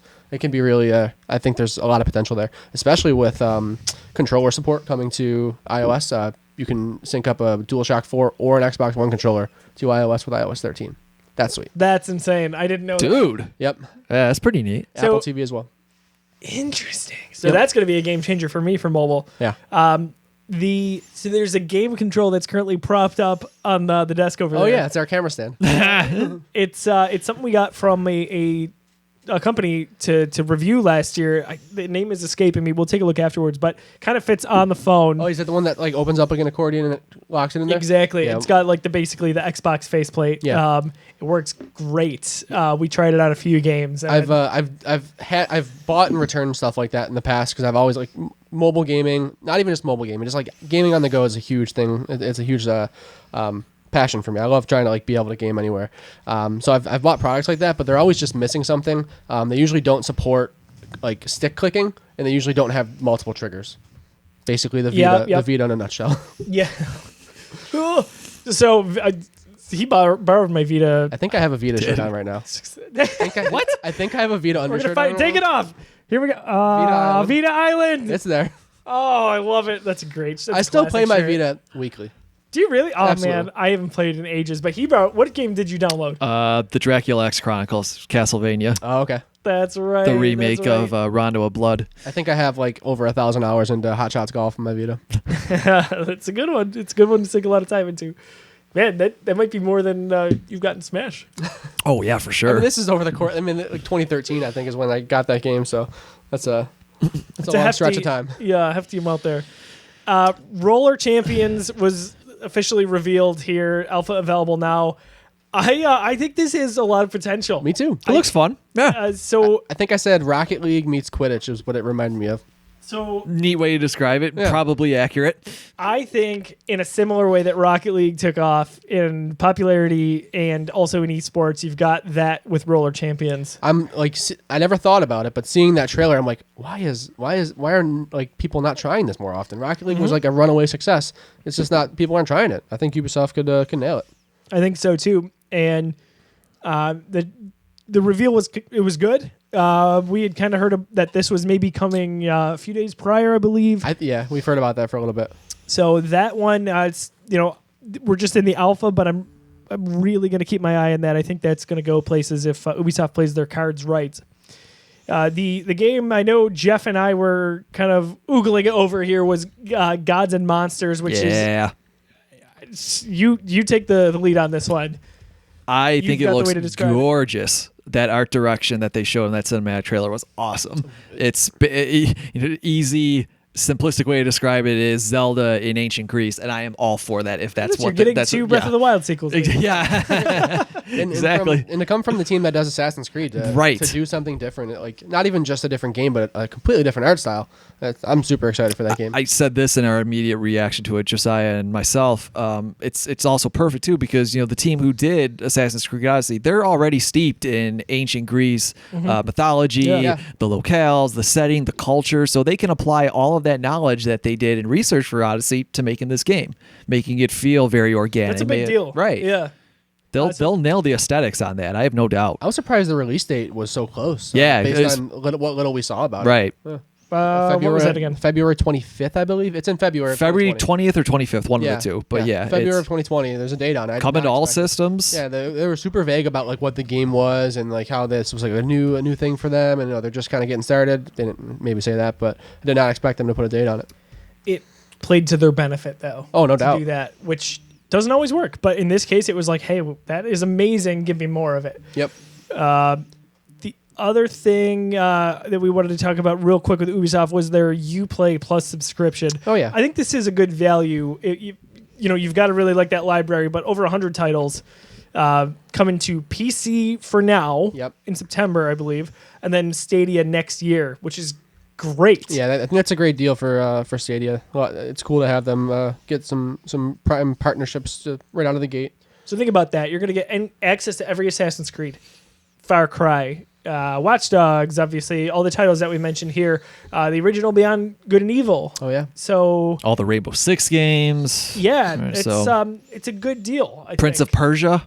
Yes. Literally just thought of that. For $14.99 a month and being able to cancel whenever you want, it's a great deal. Yeah. It's a great deal. I like the subscription models that we've been seeing here. Yeah, I like the fact that these exist so I can just hop in and like play a game for $15 and then cancel. I'm a big fan. I've done that with Game Pass like 2 or 3 times. Where Absolutely. I'm just like, I want to play that game. It's $30. It's $60. Why would I do that? I can just pay. I can play it for a month for 10, or I can play it for 2 months for 20. They're banking on you forgetting about that subscription. Yeah, exactly. Or maybe catching your eye and saying, "Oh, I want it for another month. I didn't finish this game." But if you play your cards right, if you've got the time to do it, why not? I think make it work for you. What was it? Was it Forza Horizon 4? Like I played that game for $11. It took me 2 months to play what I wanted out of it. I signed up for Game Pass for $1 trial. Paid $10 next month. It's a $60 game that I got to experience for $11. So I like these services. Yeah, I'm all about it. And yeah, Forza. Oh my gosh, I could talk about that forever. Definitely a big fan. We actually scored it a 10 out of 10 on our official review. Yeah, I think I like 3 better. 3 was good. Yeah. I like this. I like the Sydney vibe more than the where was 4? It was Europe somewhere. Don't recall. Yeah, I like the Sydney Australia vibe a little bit more than the 4, but both great games. So wrapping up Ubisoft, I did not like the press conference. I thought there was, even it was only an hour 15 minutes. It was a little slow moving for me. It was a little jumbled. I thought there was a lot of awkward moments. Some of the presenters would come out on stage, say something. They could have kept going, but there were awkward pauses. They waited for the applause, and it was fabricated. It was not great to me. I think it was actually, I go back and forth on Square, but Ubisoft I feel like was the least impressive.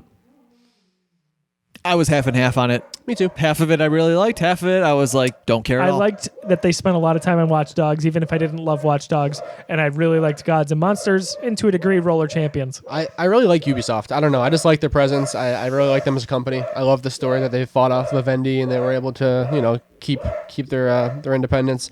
Something about the Ubisoft vibe I'm always about. I enjoyed the press conference.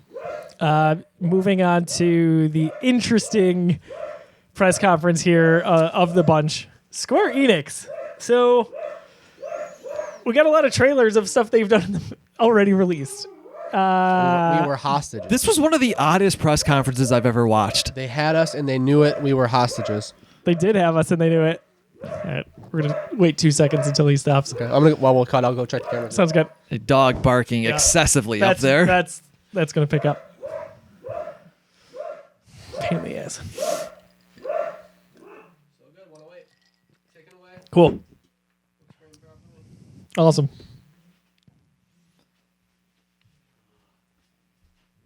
Give it a sec. It's probably freaking The old DJ, guy walking yeah. the dog again. That's the bark, and we know he's going to circle around after going 4 houses.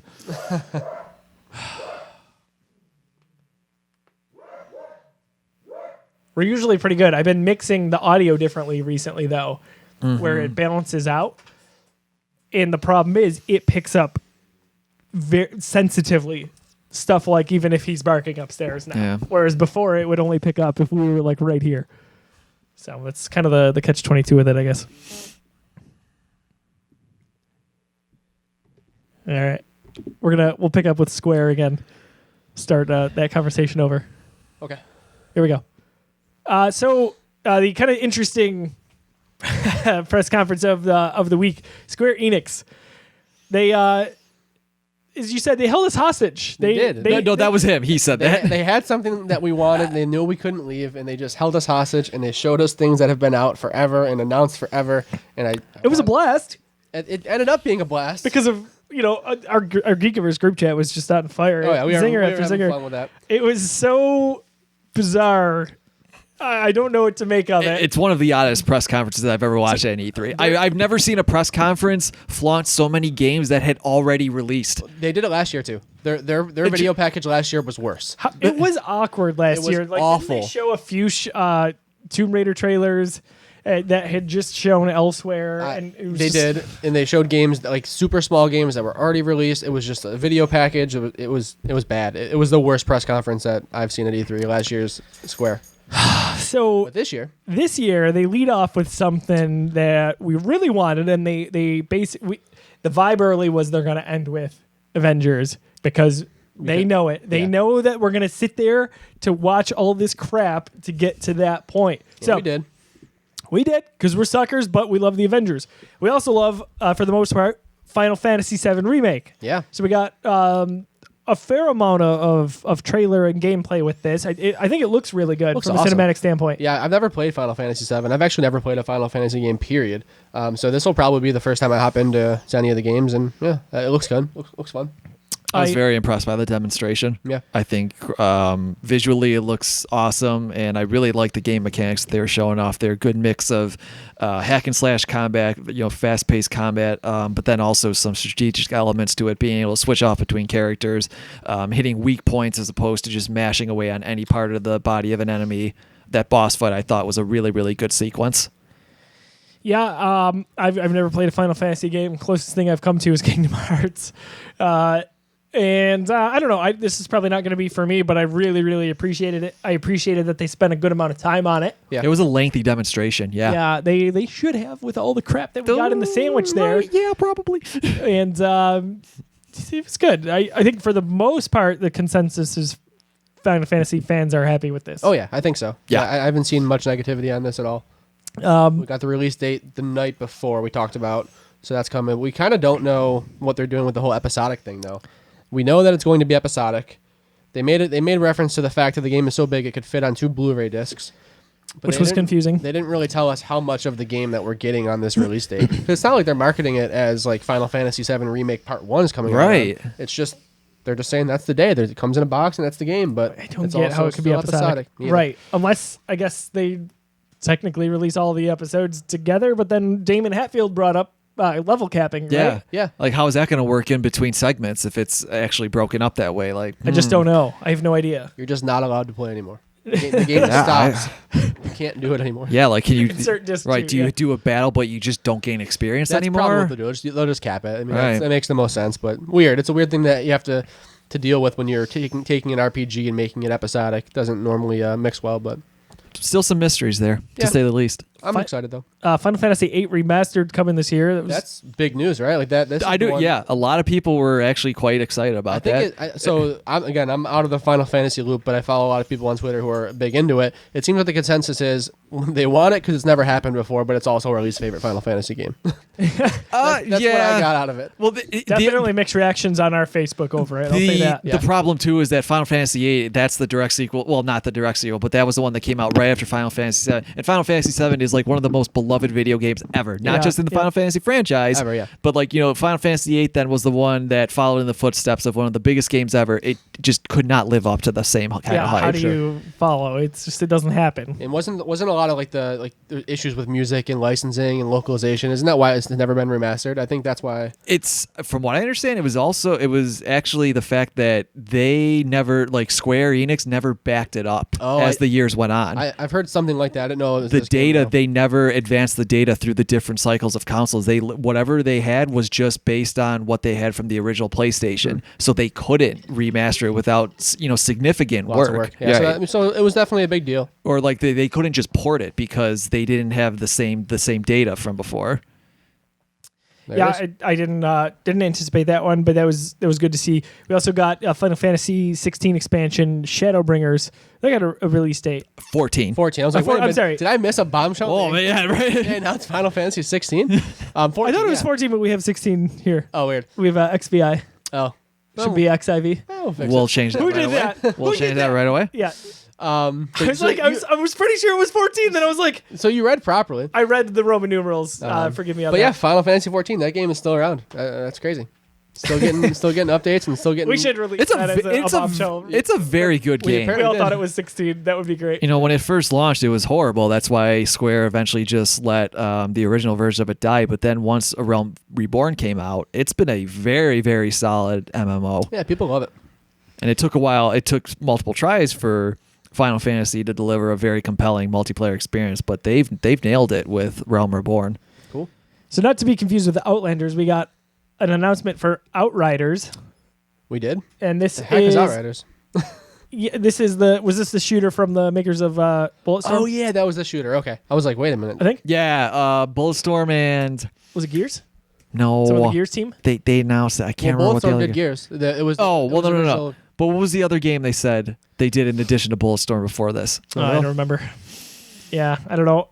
This felt like out of place with the rest of the conference just because it was so bizarre. Yeah. But anyway, Also, I no gameplay, right? I think it was just all No. cinematic, if I'm Just remembering that cinematic. right. It's like the theme of this year's E3, with the exception of Watch Dogs. Yeah, that's true. That's true. And then that kind of leads us to what was really, really exciting for a lot of people out there. And I think this is going to be good for gaming because it's going to bring in a lot of new gamers, I think. In addition to kind of taking care of longtime gaming fans.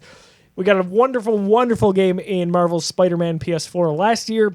Now we've got Marvel's Avengers from Crystal Dynamics and Eidos Montreal. Crystal Dynamics, the team that worked on the first two Tomb Raider games in this generation, and then Eidos Montreal did Shadow of the Tomb Raider. Yep.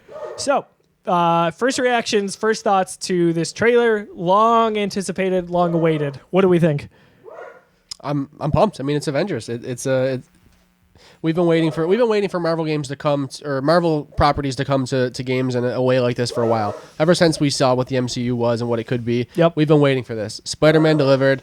This game looks really cool. I've got nothing but faith in Marvel and the guys at Square to deliver a super cool game. I'm really, really excited about it. We were recording about it last night. I was out of breath. And just there's a lot to go through. Star-studded cast. I can't believe how they brought that cast together in terms of just filming that for this presentation was a great move. First of all, I love that. I love that they're kind of shedding light on the cast. You don't really see that often in video games. That's huge in the movie industry. Is you're putting your stars out in front of your movie and really marketing it that way. You don't see that in games, so it's cool to see Marvel and Square do that. And that's important too because the MCU, especially with the Avengers movies, the actors and actresses that we've got are huge. A-list. And that's what we got here. Yeah, for sure. So we got an Avengers game, and we've got some of the most recognizable voice actors and actresses in gaming. Yeah, we've got the A-list for video game voice actors for sure. I'm a huge fan of Laura Bailey. Laura I've loved Bailey. everything she's done. Troy Baker, of course, is in everything. How could he not be in this? Talked about him once today already, but yeah, he's going to be Bruce Banner. We've got Nolan North as... I almost just said Nolan North as Robert Downey Jr. Oh God! I mean, Robert Downey Jr. is Tony Stark. There's no difference. So Nolan North as Tony Stark, Iron Man. That was awesome. I love this take on Tony Stark. I love the long hair in that part of the trailer. I love the vibe. Disheveled a bit, right? Yeah, I mean, we saw the trailer. Some stuff went down, so there's reason for that. But I love the vibe. With the original story here. They definitely took some influence from the MCU, and look at the team of heroes we have. Yeah. Do we think Hawkeye is coming, by the way? Yeah, of course. They talked a lot, right? Yeah, they talked a lot about how you're going to have all sorts of different characters coming in the future. And yeah, why wouldn't they include Hawkeye? I don't know if it'll be the first person we see. I think there's some bigger names out there to get people hyped, but maybe they'll just sneak them in there. Interesting that we saw Hank Pym. Yeah, that was cool. That was really cool. Yeah. No, that definitely cements that they're doing their own story. They're taking influence from the MCU, but they're not straight adapting it. Yeah, this is definitely a different universe, a different world. I think the big question is whether or not this ties into the universe that Sony created. Not Sony, but who developed Insomniac. Insomniac. Yep, yeah, with the Spider-Man PS4. I think we all want that to be the case. So Andrew Reiner, Game Informer, he said he tweeted out that he had asked Square or Crystal, one of the two, I don't remember, about if this Earth was the same Earth that we saw in Marvel Spider-Man with PS4, and he said he got a non-answer. So They're playing coy. You think that that's going to be a reveal? Yeah, I think maybe they're playing that close to the chest because they want that to be a story beat in the game. They want us to figure that out in the game, and then maybe some kind of tie-in. I don't know if maybe you'll see Spider-Man swing through San Francisco, but maybe just some solid confirmation that he exists and he's hanging out in the West Coast. Please happen. East Coast. So also during the game Spider-Man, you mentioned that you had saw this. Yeah, so someone tweeted about this and jogged my memory. When you take a picture of Avengers Tower in New York in Spider-Man PS4, there's some kind of like, at the time you thought was a throwaway line that says, that's the Avengers Tower. Too bad they're not here. They're out in the West Coast right now. So, I mean, that's almost seems like it's too perfectly planted to not be, It's got to be. Yeah, so Come on. We'll see. Why wouldn't they? Why How could they wouldn't not? do it? I mean, how could they not? If they don't, it's okay. But man, do I hope that's all connected. What do we think about the appearance of the characters here? That's kind of had a joke on Twitter today. It's gonna take a little while for me to get used to that. It's hard, jarring. though. It is. It's jarring at you're first. Not replacing. They're not trying to replace, but you're not going to have it's an uphill battle to have anyone else be Iron Man, Cap, Black Widow, Bruce Banner, Thor nowadays. Like, it's just not going to happen.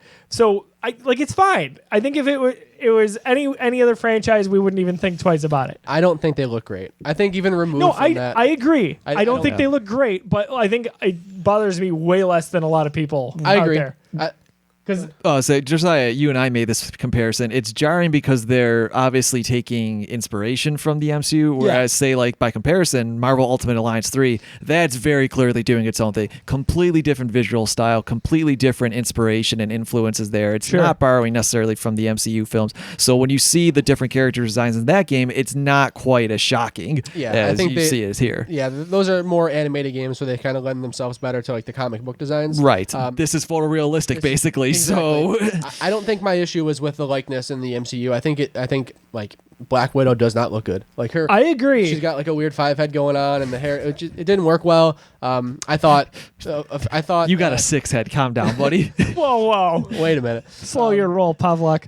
Yeah, I thought that Banner and I almost said RDJ again. What is Tony Stark? He's synonymous. He's synonymous. the same. Man, he's They're the done same. it. He's solidified himself as Tony Stark. I think Tony Stark and Banner look really good. Everyone else is just kind of weird. Cap looks a little weird. I do agree that Widow looks weird. Widow, I think Cap's got a weird chest thing going on. Thor looks kind of like Fat Thor from Endgame. I don't know.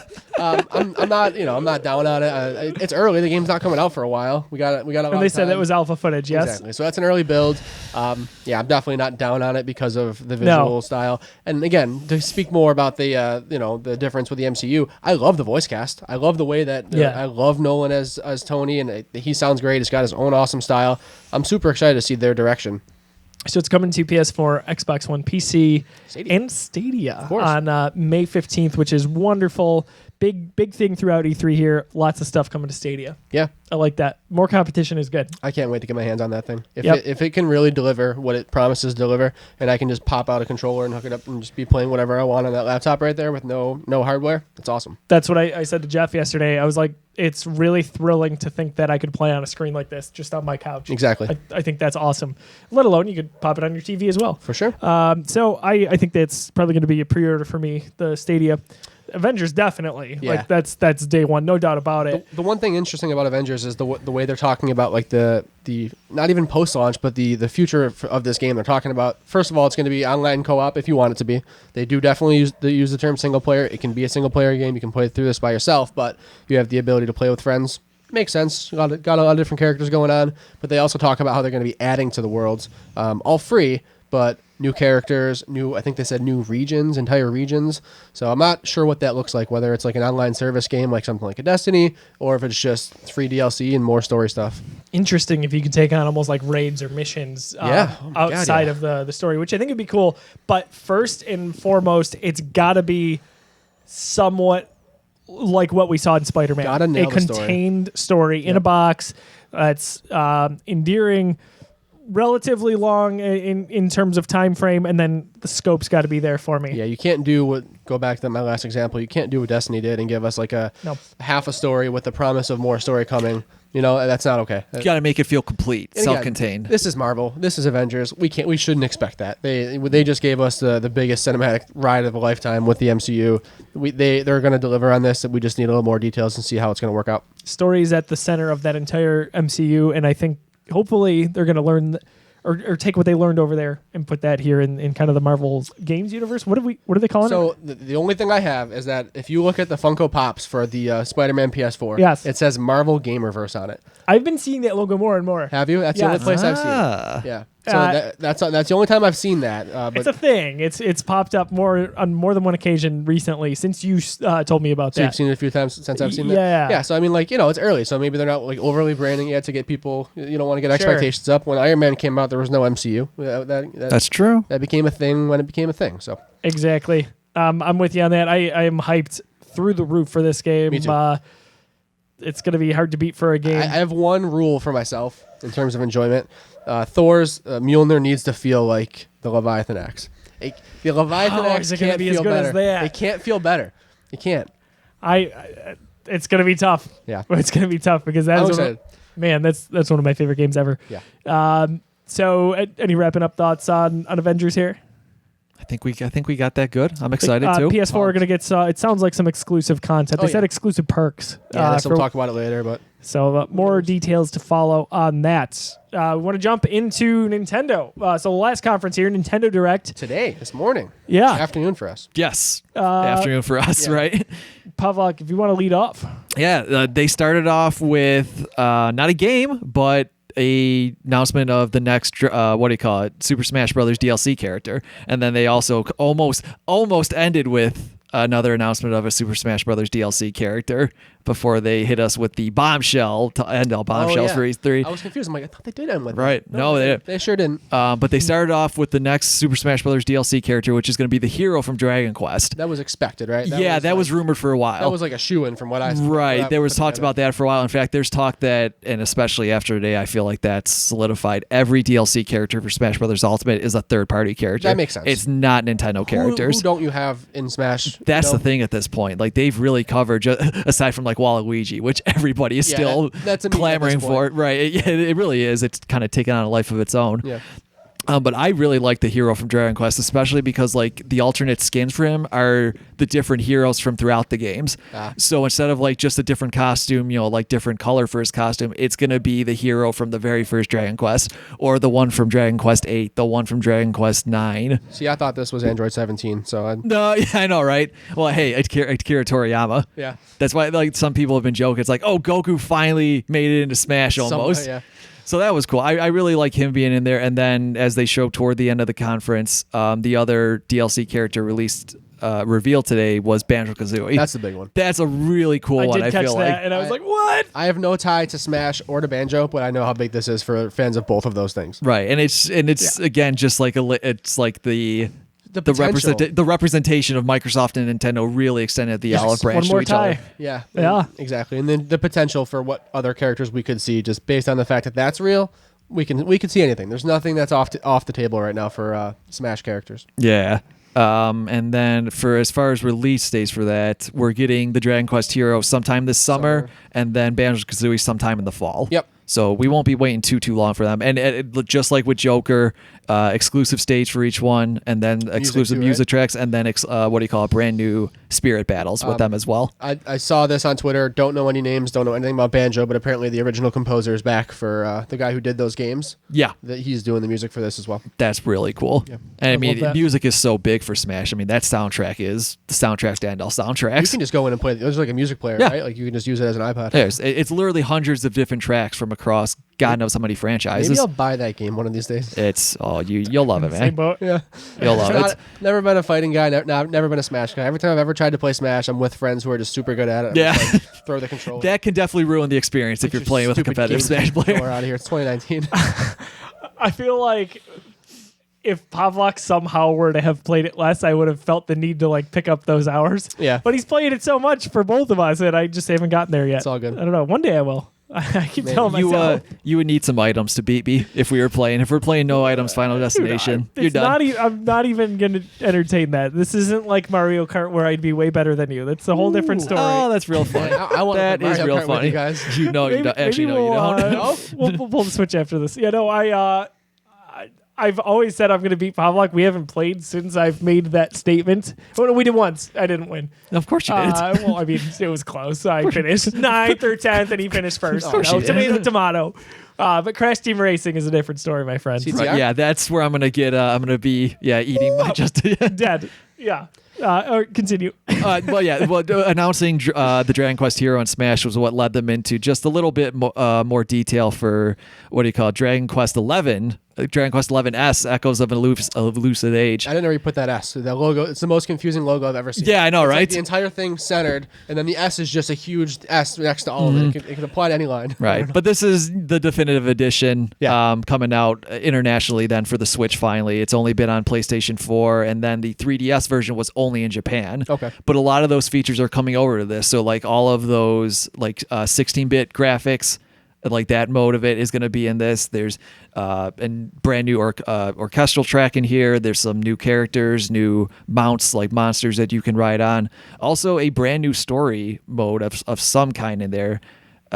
Probably just like a really, really big side quest from what I'm guessing. Cool. But I'm really excited for this. I'll definitely be getting it on Switch. That's coming out on, I believe, September 27th, which is the end of a crazy, crazy couple of weeks for the Switch between Astral Chain and you'll spoil some of what we're already going to talk about here. Yeah, Link's Awakening and Daemon X Machina, all within those few weeks of each other. Marvel Ultimate Alliance 3. That's in July. Yeah, it comes beforehand. No, the whole summer. Wolfenstein as well. Yeah, Fire Emblem Three Houses, Super Mario Maker 2. Dude, the Switch summer is just nuts for the Switch, going from the Switch really hasn't calmed down in terms of releases. No, it's been molten pretty much from the time it released. It's hard enough when the fall gaming season, the holiday season, if you will, kind of creeps into August. Now it's creeping into July. Yeah. It's just there's no season anymore. There's no season. We're at the point where you can put your game out anywhere, and if you market it well, it's gonna do fine. There's no lull. There used to be a summer drought, not no more. We used to. That's awesome. We still do on Geeks Got Game. We'll typically go back 10 and 20 years and look at releases for that month, and it was painful the last few months here from April to till now, really. Start talking about board games. There's just nothing. And then 10 years has been okay. And now, obviously, there's just games. There's no time to play them all.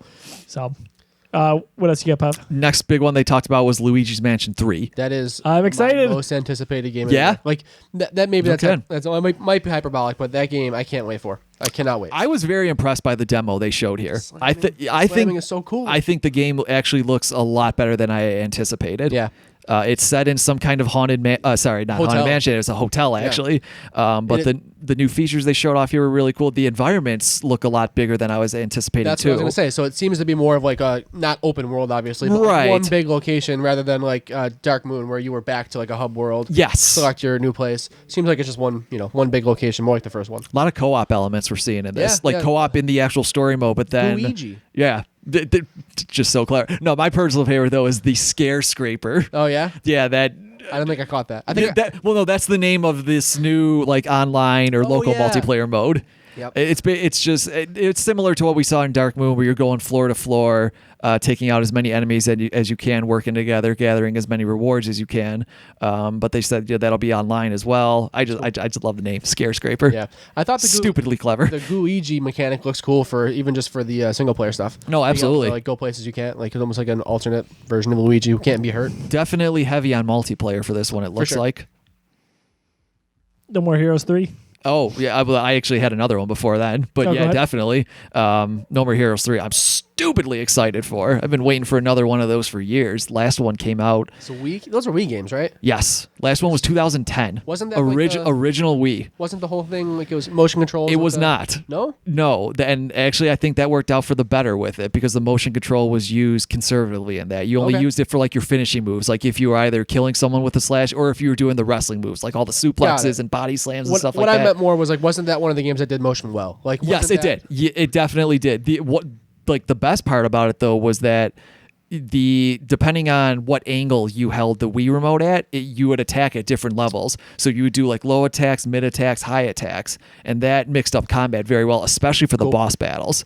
I will be interested to see if any of that translates over to this, to this new one on Switch. They have the option to use They do, but not, they can't. Yeah. No one plays like that. I think they'll just keep Mario it right Odyssey there. tried to make you do it, but we all figured out how to do the circle spin without motion controls. No, I was really pumped. That was rumored recently that there was going to be No More Heroes 3 coming soon, and I'm really pumped to see that coming out. Yeah, I think I only owned a Wii for a month and a half, so I never got to those ones. I definitely recommend them. They are wild, they are over the top, but they are super fun games. We'll see what's up. If you ever try them out. They use my likeness for that. I know, right? I see it. It's fine. It's fine. Whatever. No big deal. I'll cut you a check. Yeah, that's fine. Okay. Cool. You're good? I'm good. All right, cool. I'm over it. The big surprise. Well, keep going, fellas. Okay, yeah, he's gonna go grab a dog that is barking relentlessly outside. But probably the biggest shock, almost arguably even more so than the Zelda reveal, was that we got a Dark Crystal game coming out based on. Do you ever see that movie, Dark Crystal? It was Jim Henson. Okay, I got nothing on this entire conversation. Never mind then. I'll lead this one. But it's Dark Crystal has a prequel series coming out on Netflix in August. I saw the Netflix logo, so I picked up on that much. It's going to be a prequel to a movie by Jim Henson from the 80s. The movie was all puppetry and animatronics, no CGI. Yeah. And what's really cool is that this upcoming Netflix series now, again, almost no CGI whatsoever. All practical? All practical, all puppets, animatronics. The trailer looked awesome. It's beautiful. Really cool. Yeah. I had never seen anything like that. Right. And like I said, like you don't see special effects like that nowadays. For sure. Everything is CGI to some extent. To do nowadays. Right. But that they, really were dedicated to using practical special effects for like they said, almost 90% of this upcoming series. Very cool. Really cool. But now we got a game coming out, and it's called Dark Crystal Age of Resistance Tactics. Yeah. So it's basically like Final Fantasy Tactics. It's grid-based strategy RPG, playing as all the various races, creatures, and characters that we'll see at this. Cool to see Netflix getting into games. Like they're getting some stuff out there. They're getting their logo on a couple of game trailers with the Stranger Things and with this. It's I like it. Apparently, it is Switch exclusive. I haven't heard anything else about this coming out for another system. Okay. It's going to launch sometime this year, but I thought that was really cool. Nobody had that in there. Yeah, I didn't know anything about it, but I was interested for sure. Yeah. Next thing they showed was more of the Link's Awakening remake. Oh my god, I'm so into this game. September 20th for that. I'm not feeling it. No. Yeah. Oh my! It's very divisive. Josiah and I talked about this. Like, I kind of blew his mind that it was a Zelda game that I'm not that big on. Did I just step backed out into a different dimension? What's going on here? I know. Well, you hit the wrong door. Sorry. Yeah. Go down to the other. All right. I mean, it's not that I don't like Link's Awakening. It's probably, in my opinion, the best 2D Zelda game. Okay. I just don't like this art direction. I knew that would be divisive. Yeah. It is different. I'm all about it. See, I don't think it's divisive because I feel like I'm in the minority. No, everybody is crazy about this game. I've seen a lot of people. It looks a little too shiny, a little too plasticky for me. I've seen that for sure. The general Zelda community is in love with this. Yeah. So maybe that's where I'm seeing the minority. I adore it. I think it's really cool. I didn't play the Game Boy version. This game looks. I'm all in. You think it's the best 2D Zelda game? Really? I think it's probably the best 2D Zelda game. Between Worlds included? Oh yeah. Yeah. I wasn't that big on A Link Between Worlds. Wow, I actually think it's kind of one of the weaker Zelda games. Our Zelda opinions are off. Well, I'm also of the belief that even at its best, 2D Zelda is the minor leagues and 3D Zelda is the majors. Okay. I'm not deep in my Zelda. I've only played a couple. Okay. Breath of the Wild is my favorite game. Where are you on Breath of the Wild? I still loved it, but it doesn't touch Ocarina of Time or Twilight Princess. We're not gonna start a new podcast. Yeah, we're not gonna start a new podcast. I'm uncomfortable. This conversation we're having right now is almost identical to when we recorded with Jeremy White of WGR. Really? Because he loved Breath of the Wild, like pretty much everybody who played it. But I said, well, I gave it a 9.25 out of 10. He's like, wait, you didn't give it a 10? He goes, I was no. Why didn't you guys give that a 10? Yeah. And I was kind of caught off guard, but I was like, well, here's some of my gripes with it. It's just, it was like he had never heard those before. For me, it did something that a game has not done to me since I was a kid. Like, it made me pull out pen and paper, start writing stuff down in terms of like shrine locations where I have to go back to. Like, an open world game has never made me discover things the way that did. Different podcast, but I do need to jump back into that. Like I so need to jump back into it. I've got the Pro Controller now as well. That's another thing. Oh yeah. Oh sure, yeah. Ooh, yeah. No, that completely can change the tenor of that. Huge fan of Breath of the Wild. I think it has the single best overworld of any video game, and I think it has the best mechanics of any Zelda game, but it's missing story, unique dungeons, and enemy variety. I love Bosses the are just terrible in there. The beasts were okay. I love the shrines. I think that's why I like this so much more than other Zelda games I've tried. I like the bite-sized shrines. I was a huge fan of just like, cool. No, me too. I like those too. Yeah, so but I was like missing that. my forest temple, my fire temple. Okay. The guardian beast just didn't quite do it for me. I kind of agree with John. Divine in Beast, that my aspect. bad. I'm not even close to being a Zelda expert because I've only played Breath of the Wild. Oh, wow. That's it. Three for me. completely different spectrums here. Absolutely. I think I'm closer to that spectrum than I am yours. I think I've only like really messed around with like 3 or 4 Zelda games. Okay, yeah, you are closer to him then. Really funny But is I'm really interested. I'm in the double digits, just about. with like I feel like with Jeff in particular, like Sorry, I always, meant like 20s, not double digits. I've Like- played every single Sure. Zelda game. Oh yeah. No, I like stuff because he does. So like Zelda, I wanted to get into because I know how passionate he is about it. Yeah. Same with Godzilla. Like we just went and Oh, saw yeah. Godzilla a few weeks back because I know how much he loves it. So I just wanted to be there on opening night, if nothing else, almost for like emotional support. So like it's funny. Like I think, and that's kind of not to go off on a tangent, but the Geekiverse. Oh, we're on a tangent. Well, We're on a long tangent. down. So like That's two fine. tangents. That's fine. So like all of our passions kind of hopefully spur on your passions for what you like, or maybe introduce you to something you didn't Yeah. previously jump into. That's kind of what I've done with Jeff with those two in particular. But And while I will say that I'm still not crazy hyped for Link's Awakening, I am going to still probably buy it because some of the new stuff they showed for it is really cool. The Dungeon Maker Of course you option are. is really, well, yeah, that too. Come on. That too. That- But I think the Dungeon Maker is really, really neat in this. Basically, you take the rooms, parts, features, enemies, and such of all the dungeons you have completed up to that point, and you can rearrange it into your own dungeon. So that'll be neat. They also announced an amiibo for it, Yes, where I love it. if you add to it, you can have a Dark Link follow you through dungeons, Oh, and really? like That's what it basically hunt you down like Mr. X from Resident Evil 2. That's cool. And when if you manage to kill him, you get a lot of rewards or something like I've that. got a But that's bunch of kind of amiibos, neat. but I just have them for aesthetic sake. I never use them for games. I haven't taken any. Well, I've only I appreciate I've that, taken 2 out of their boxes. Oh, yeah? All my other ones are just sitting unopened Do you on have my a complete bookshelf. set or- No, I wish I had the money for that. I know somebody who has complete set. It's insane. oh my gosh, I do- That's great. But I oh do- my gosh, The coolest one I probably have is it was a Monster Hunter one, actually. It was from Monster Hunter Stories on the 3DS. It's the monster Barioth with its rider, and it's from Japan. Oh, I sweet. don't think it ever actually released in America. So that one I'm kind of proud of. Awesome. Oh, it's cool. Speaking of, straight from Japan, you guys. we talked about that yet? No, What was he point? What was we he have not. pointing to? No. He Keep wanted to going. make sure Okay. he didn't miss. Gotcha. big news. But I speaking have of, a lot to say about that one. perfect. Let me know when we get to it. You'll know. Okay. Don't worry. But speaking of coming out of Japan, Trials of Mana was announced for the Switch, and it also will be coming to PlayStation 4 and PC, I believe. That is going to be a remake of a Mana game that never released outside of Japan. So Trials of Mana is based on a game called Seiken Densetsu 3, which, like I said, never came out of Japan. It was on Super Nintendo all the way back in 1995, I believe. But this is getting a remake for PlayStation 4, Switch, and PC from the ground up. I mean, it might as well be a brand new game. It's fully HD, completely doing the textures and all that. I think it looks really, really cool.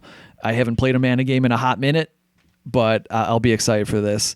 And if you're like me, you haven't played a Mana game in a while, they have all 3 Mana games coming out on Switch eShop later today. I don't know if they're already out by the time we're recording this. Is Secrets of Mana a thing? Yes. I think- So I've heard those words before. right. So the 3 games in question here are Final Fantasy Adventure, Secret of Mana, and then also the original Japanese version of this Trials of Mana. All right. All coming out on Switch eShop. Like I said, I don't know if they're out quite yet, but they said later today at the time of the press conference. So Cool. probably by this point. I'm excited for those, so that would be fun. The next one it's a port, but it's a stupidly impressive port. I still don't know how they're getting this on How? Switch. Witcher 3 Wild Hunt Definitive Hello. Edition. All right. Enter me. And this is a physical release, no less. It's not even streaming. How it's many cartridges? I cannot understand how they're. 6. I have the press release here. 6. No, I'm just. No, that's one. It's I one. cannot. I just cannot fathom how they're getting this on the Switch. We assume there's a download required, right? Oh yeah, yeah. Because if Mortal Kombat 11 had one, this is absolutely going to have one. So I have the press release for this Witcher 3 Wild Hunt Complete Edition coming to Nintendo Switch. Let me read a little bit of what the collection looks like. So it's very impressive. In addition to the game card housing the entirety of the Complete Edition's content. I was waiting for that. What? Oh, yeah, I'll read it again. So in addition to the game card housing the entirety of the Complete Edition's content. What? The box will also come with a set of physical goodies. The Witcher. What year is it? I Physical goodies in a box? The Witcher, It better be a cardboard box like N64 games Oh my were. God. That'd be sick. I've got a picture. So the Witcher Universe Compendium, game map, and stickers. Is this the last map I got in a game was Grand Theft Auto 5. Is this a special edition or for all of them? I didn't buy Skyrim. That's Is this a special edition or is this just for every? This is just the game? just Nintendo Switch Complete Edition. Sweet. Darn. So, The Witcher 3 cool. Wild Hunt is the first game from the franchise, as we know, to be released on a Nintendo console, introducing the series to a brand new audience, as well as giving anyone who's already played Geralt of Rivia's final adventure a chance to experience it again on the go. The release of the game on Nintendo Switch is also bound to further cement Wild Hunt's status as the best-selling title of the franchise, which currently makes for more than half of the series' 40 million copies sold. Makes sense. Yeah. Pretty freaking awesome. That's just, I mean, like, I'm so happy you guys said that about the cartridge. It blows my mind. I just can't believe the achievement. That is nuts, man. I know, right? Like On that's what it's gonna like be. it'll look just fine, but like Josiah and I were saying, how is it going to run? So Yeah. I think it's gonna be fine. Right? I do. It's I don't just think that's that just they would, stupidly They can hit impressive. 30. They got to hit 30. That's But- really it. That is a technical achievement that I never thought possible. I can't wait for the Digital Foundry video on that one. I'm going to dive in and see like how they make Right, that happen. that'll be cool, definitely. between Nintendo and CD Projekt Red, I don't think they're putting that onto the Switch unless it's going to be a quality title because it Right. is such. And maybe Nintendo helped them out with it because Compression and stuff. Nintendo are Yes. masters at compressing They their figured that games, out. so they probably helped them out. It is unreal in a way to imagine we're sitting here in 2019 on a handheld system that is wonderful for a number of reasons, but can house Skyrim and The Witcher 3. This and is Breath of nuts. the Wild, which was a Wii Right, U. that's That true. was a console Wii U game. Yeah. I mean, that's those three games. Are you kidding me? What a time to be a gamer. I say it every week. Here we are. But I love The Witcher 3. It's a game. So I was watching the Kind of Funny Games talk about Witcher. And a lot like Andy, he's played maybe 30 hours. I think that's where I'm at too. Yeah. same. I think a lot of people are. Just get overwhelmed. There's too many question marks on the map, and I don't know how to. I can't do it anymore. It's beautiful. Exactly. I like the story like Geralt. However, I get distracted. I go elsewhere.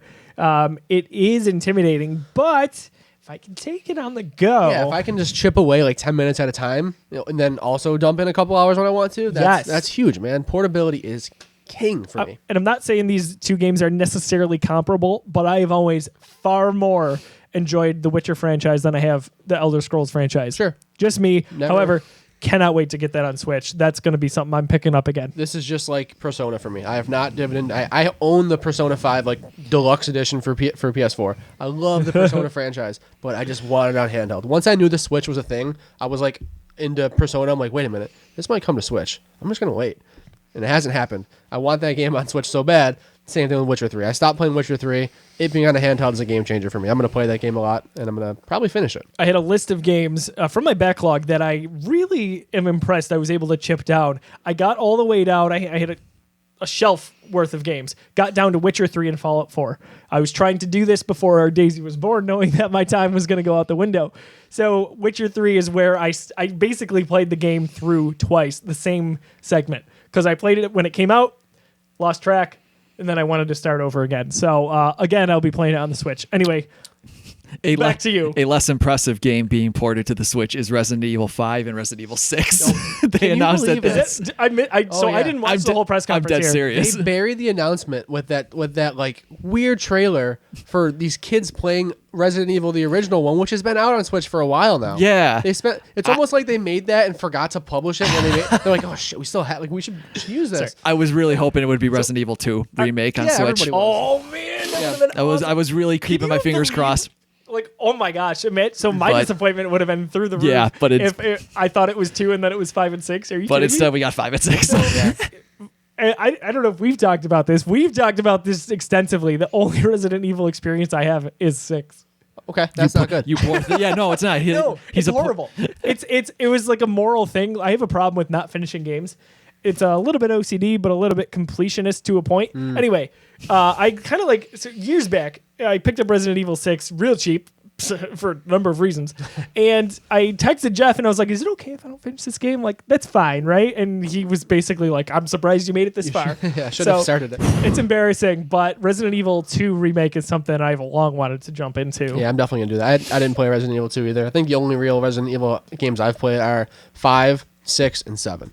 So I haven't played any of these super old ones. You haven't played 4? Have not played 4. Oh, you need to, man. Yeah, I didn't play 4. One of the greatest games of all time. I hear that. I have a lot of holes in my gaming backlog. It's all good. We are very similar gamers. This came up yesterday. So many random things missing from, Yeah. We have a lot in common. Gaming tastes and everything. Yeah. What we do and don't play. Right. And like the Resident Evil 5, 6 announcement kind of was in the middle of a bit of a stretch where Nintendo wasn't announcing a lot of brand new stuff during their conference. They had showed more Fire Emblem 3 Houses, which continues to look amazing. I cannot wait for that release. That'll be my first Fire Emblem game. That looks sweet.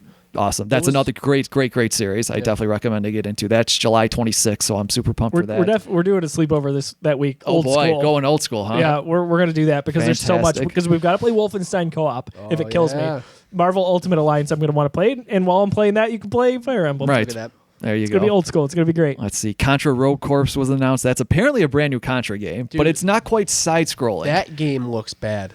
Yeah, that game doesn't look good. Kind of funny. I was watching them. They were saying the same thing. Yeah? They were like, "That does not look good." Like the Contra collection looks awesome because I love Contra games, and I'm 2D Contra is some of the best challenging games you can get. But it's rare that Rogue Corps doesn't look good. Yeah. Looking a lot better though is Daemon X Machina. Yo, that looks dope. Yep.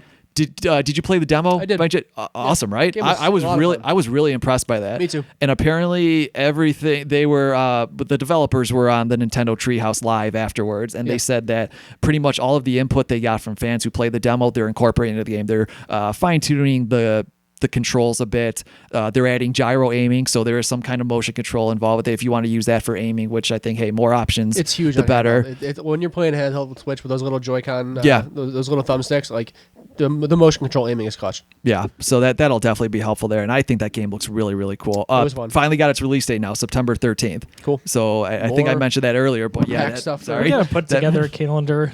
Oh, I have one. I can invite you guys. Perfect. I have a iOS calendar that I add stuff to.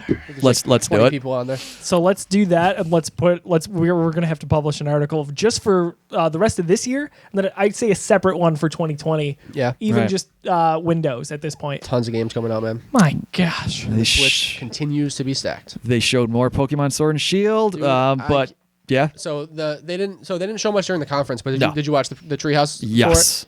The game looks so cool, man. I'm really excited now. I'm a Pokemon fanboy. Like I am literally like put Pokemon on anything, I'm gonna buy it twice. Like it's one of my favorite franchises of all time. That initial reveal, like a couple months ago, I was excited for it, but now this one they had just before E3, then that really won me over. I think game looked dramatically more impressive after that. And then seeing it in action at the Treehouse, I was blown away. Yeah, this looks like the open world kind of 3D Pokemon we've all wanted for a long time. It's crazy how much of a difference camera control really does to a game like that. Big time. I mean, it makes it feel like it's just a huge open world game, even though it kind of always has been. But now you get a little more control to see what's going on. Super excited. I'm even more excited, though, for Astral Chain. I'm stupidly pumped for this game now. It's from Platinum Games, who does the Bayonetta games. It's almost like Blade Runner meets Bayonetta. It's interdimensional cyberpunk action game. It's not the first time we've seen it. They revealed it at a Nintendo Direct earlier this year, but they showed off a brand new trailer now at this E3. This is a new IP from them, right? Yes, it's a completely brand new IP. I think it looks amazing. Coming out August 30th. So you're upset that no Bayonetta 3's here, but alternatively, because they were working on... Yeah, possibly. I'm not going to lie. I'm getting a little worried about Bayonetta 3. It's been a year and a half now. We have not heard a peep about it. Thinking Metroid Prime 4. That's my concern. Yeah. This is such a long stretch where we have not heard a word about it. Yeah. And I want Bayonetta 3 so bad, but I'm starting to get a little worried about that. Yeah. If Astral Chain has got to fill the void between now and then, so be it. Do they have multiple studios working on those games? Or yeah, Platinum has a few different segments. Yeah. Arcane Studios does it. Yeah. Now I'm questioning everybody. And also remember, I mean, as much as Platinum Games Games does with Nintendo, they're also developing for the other consoles. They've worked well with Sony in the past. That was a silly question. They put out so many games. I've always wanted Nintendo to scoop them up as a second-party developer and just have them develop exclusively for them, but that's not the case. They showed off some what do you call it? More Marvel Ultimate Alliance 3 Black Order. Is it me or did it look better? Did this look? I definitely think the graphics were upped a little bit for this trailer. When we first saw it, was it last year E3? I believe was the reveal in that one. No, it was Game Awards. It was Game Awards. That's what it was. It looked a little choppy, and I'm like, man, this doesn't look very good. It looked much better today. Yeah, that was probably alpha footage. Like a glorified Telltale game at first to me, for sure. which is not saying much. No, did you see the new trailer? No, it looks better. There's a lot I have to catch up on with the Nintendo Direct. I'm going to watch the whole thing when we're done here. Yeah, good but yeah, I'm really into that game. I'm really excited for it. I can't wait for it. That'll be fun. Yeah. I'd like to get my hands on it before I decide if I want to buy it or not. We'll see. You can try mine because I'm definitely buying it. Sounds good. Cadence of Hyrule got a release date coming out in literally 2 days from the time we're recording this, so Super June 13th. weird. Yeah. Thursday, then, if I'm not mistaken, right? Yeah. June 13th is going to be a Thursday? No. Oh, yes, I'm sorry. My dates are all I'm all over the place. What a weird release date. But I'm excited for it. I'm not going to lie. I'm actually more excited for that than I am the Link's Awakening remake. I know that sounds probably sacrilegious to Zelda fans, but I'm really looking forward to this one. It looked cool. This guy. Crypt of the Necrodancer was a fun little game, and I love the concept. Yeah. Did you see some of the names for the bosses? I didn't So it's Go Maracas instead of Goma, and she's holding like giant maracas as you fight her. Instead of the Armos Knights, is the Guitarmos Knights. So I just love the stupid puns in here and all that. Cool. I think it'll be really fun. You can play something like that exists. Nintendo will mess around with their IP now. It's so neat. Like the studio wanted to do this, and they approached Nintendo just kind of on a whim. Hey, can we use Zelda in this game? And Nintendo was like, yeah, sure. And the studio was like, what? They like how neat different. How neat is that this tiny little indie developer gets to handle Zelda? Yeah, 10 years ago, Nintendo was not playing fast and loose with those IP. No, Nintendo was a corporate shark back in the day. Yeah, very close to Disney with those IP. You don't mess around with that kind of stuff. But not at all. I like to see that they're branching out. No, me too. Mario and Sonic at the Olympic Games 2020 Tokyo. Well, kind of fun. Is what it is. Yeah, I thought some of the mini games looked way better than I remember any of the other ones looking. Yeah. Maybe I'll try it out. I'm always good for like a good mini game compilation. And it's coming, especially with the Olympics coming up. Yeah, the Olympics set in Tokyo, no less. So this was bound to happen. Oh yeah, I can't miss. Finally, Animal Crossing we got shown off. I'm so mad it's delayed. Yeah, I know a lot of people who are bummed about that. I was hoping this game was going to be like a summer release. Right. I was really expecting like an Ori and the Will of the Wisp situation for me. My own expectations, no reason to think that. Well, it did say 2019, but I thought it was going to be soon. Super bummed. I just want to fish. All I want to do is catch fish, man. Yeah. And I don't want to bust out my 3DS. I got to admit, I haven't dabbled with Animal Crossing quite as much as like you have. Yeah. This one seems a lot more elaborate. Like, this is almost like Harvest Moon meets Animal Crossing. Like you're basically building your own town. It feels like it is. That's what you're doing. Absolutely. Right. Yeah. So that's I like you said, bummed that it's getting delayed, but it still looks impressive nonetheless. It's just such a chill game. Like once Animal Crossing clicks for you, it's just like it's next level. I'm not saying that it will for everybody, but if it does, it's a game that you don't want to put down and you just sink so much time into. Just mindless stuff. Yeah. Really cool. And it's been a while too since we've had one. I think it's 6 years since since like a traditional one, and then 11 years since it was on a console because like New Leaf and Wild World, was it? I don't know. I can't remember the one for the original DS. Yeah, I didn't. But for the most part, they were stuck on the handhelds for a while. New Leaf was pretty much like a console. Like it was full-fledged. Like it was true. I mean, 3DS was strong enough kind of at that point. So we had Pocket Camp. Oh God, yeah. That was Sammy B had some interesting thoughts on that. Yes, she did a lot of thoughts. You can read her review if you just search it on our website. It's there. Super interested in having to do that. You can handle the vitriol that she spewed about it. It's uncomfortable. Yeah. Dang, son. So then after the Banjo-Kazooie reveal for Super Smash Bros. Ultimate, we got the bombshell. One more game. We got one more game to show you before the end of this presentation. Once they said that, I knew it for sure. Yeah, I wasn't expecting it because my prediction was there's no way we're gonna get this, especially with Link's Awakening and Cadence of Hyrule being showed there. There were the rumors that Twilight Princess HD and Wind Waker HD were gonna be ported to Switch. So I said that's way too much Zelda. We're not gonna get this shown off. This makes sense though because it's so far away. Right. trailer starts off, and I'm thinking maybe it's Metroid Prime 4. Maybe they went into crunch mode, or maybe it's Bayonetta 3. Yeah. And then when we saw the shot of Zelda and Link from behind them, I literally jumped out of my chair. I feel like we're treating this like Voldemort. We haven't actually said what this is yet. Have we? No, we mentioned it. We have not said Have we literally gone the 2 hours without mentioning? Okay, it is the sequel to Legend of Zelda Breath of the Wild. Sure if is. you haven't gotten the hints by Oh now. yeah, we literally just crossed 2 hours on my clock, so that's impressive. We did to the audience what Square did to us with Marvel. Yeah. We held them hostage. We did. We really did. So I'm in between you guys in terms of when they said, "Oh, and we have one more game to show." Yeah. He said one more game to show, and I was like, "Go on." Yeah. And I was like, "I think it's it, but don't get excited. I think it's it." No, it can't be. And then once the visual started, I was like, There was something about when he said that. I felt it in my jellies, man. Yeah. I just knew it was coming. It's hilarious. Like, if you look through my notebook where I was just jotting down notes as I was watching the conference, I was mentioning every single game they listed and some thoughts here and there.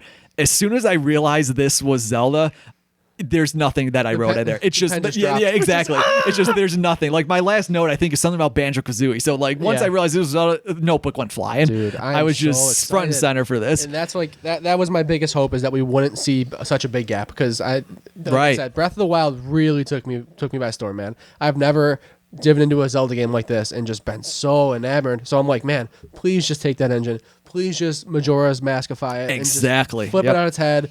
Paint the world a little differently, and just give me that game again and do it soon. And did it, Because man. really, ever Yeah. since Wind Waker, 3D Zelda has pretty much been once a console, because they Yeah. they don't reuse the engines. They built the engines and the art direction, especially from the ground up. So that's why it takes them 4 or 5 years to course. get one out. Was Majora's Mask the only one that did that? That was just like a repeat of the engine? Yeah, they So- just reused the Ocarina of Time, and that's Yeah. why they got it out in 2 years then. So we had no reason to expect this, but we all wanted it. So I'm Right, man, and with how amazing that Breath of the Wild engine was, you got to reuse that. You can't just abandon that. Nintendo was killing it with the Switch, man. They are just doing it everything right. it's funny because we talked, Pavlak and I, about movies and games. They feel like for a while we were getting trailers and teasers way too far in advance, and then in the last few years it's been more toned back. Yeah. Like we don't get announcements or reveals until we're pretty reasonably close, maybe within a year and a half. We at least won't get a release date until we know. So this is, I think, a little bit of the opposite of that, but it made sense to do so. Yeah. Because we know it's a big game. We know it takes a while to develop. But for them to say that, even just give us the glimpse that they did and say, hey, the sequel is in development. That's all I said.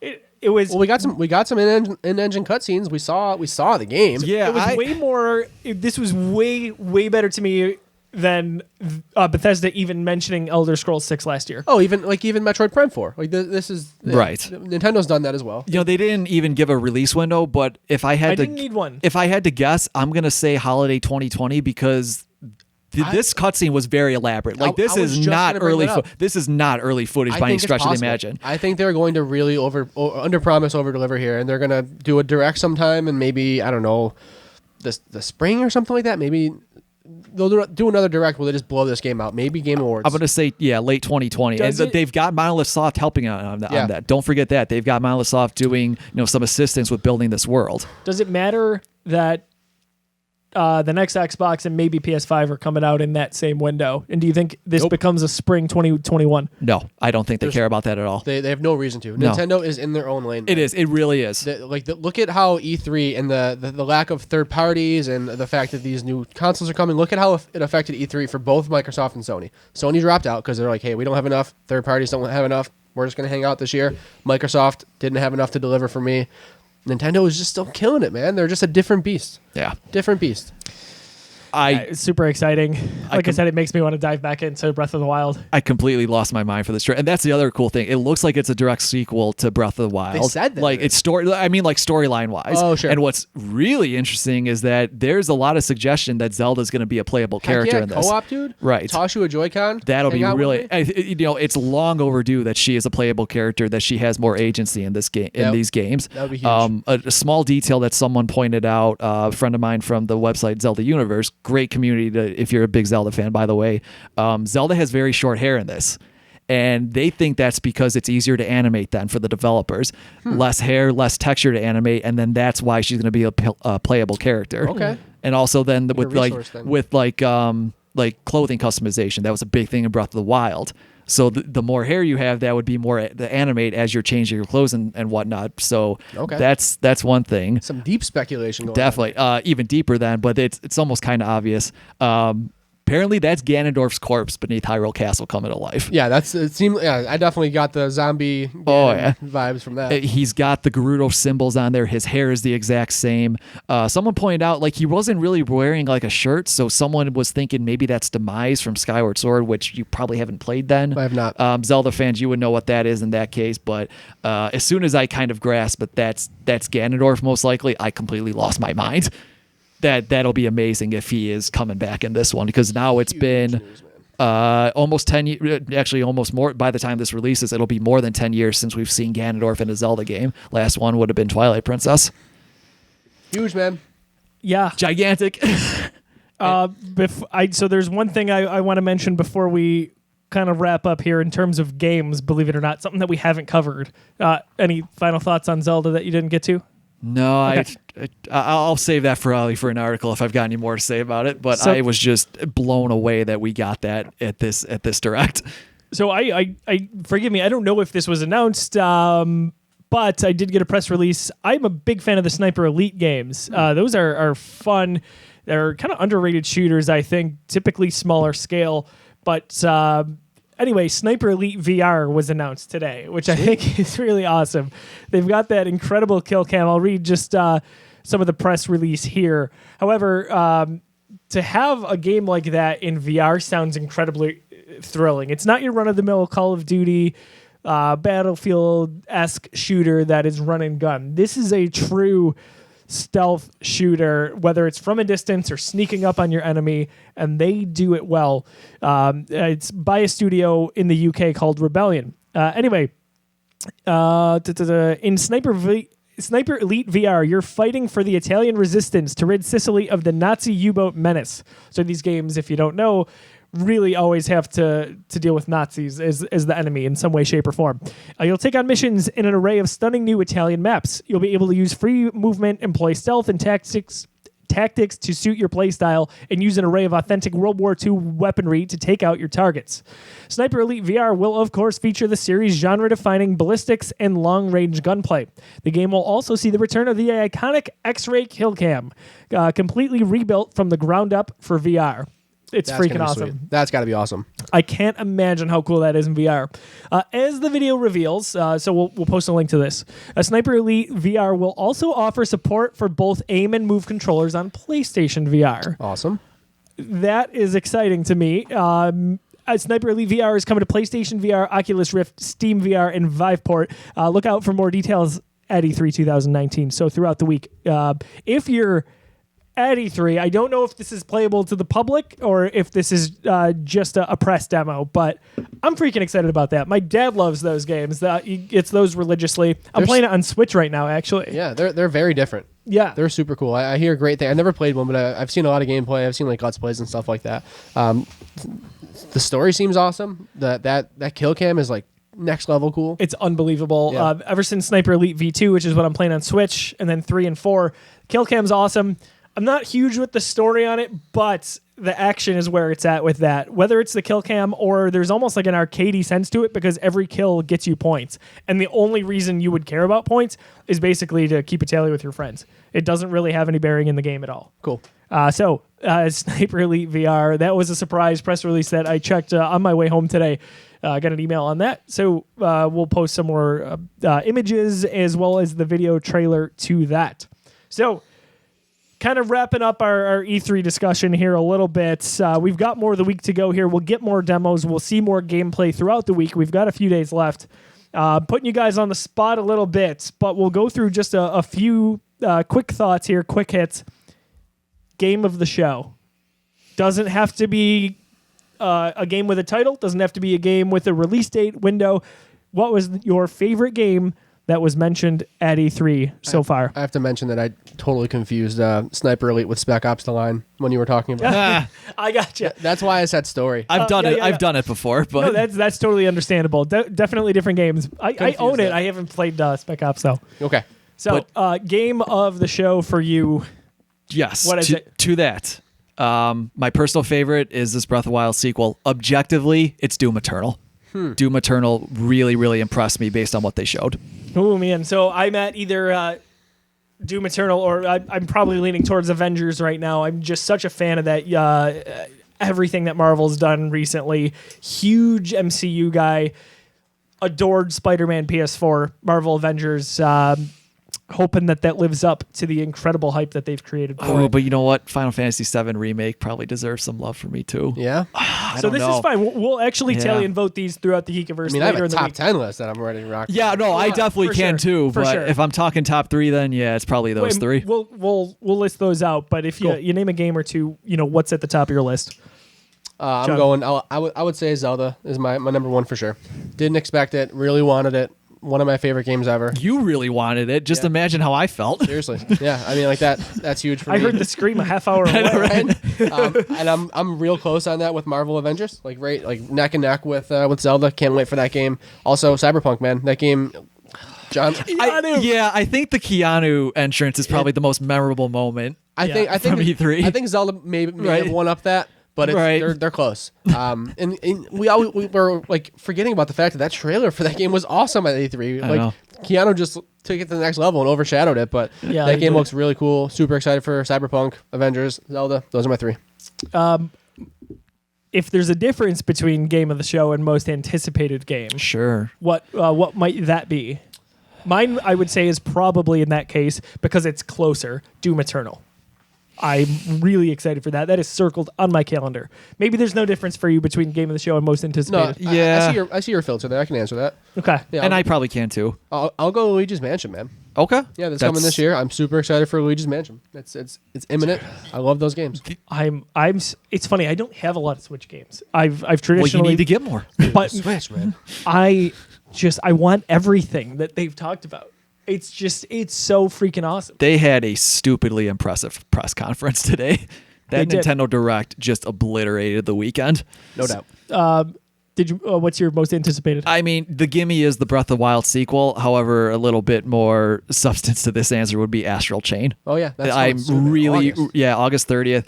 Platinum Games. I love their work, and I think this game just looks crazy, crazy exciting. Do we care about Gods and Monsters anymore? Oh, I absolutely do. But no, Astral Chain. Now we've seen plenty of gameplay footage, a lot of great cinematics. I really, really excited for this one. Yeah, I think Gods and Monsters like planted the nugget. We just need a little more. Right. We don't know what that game is yet.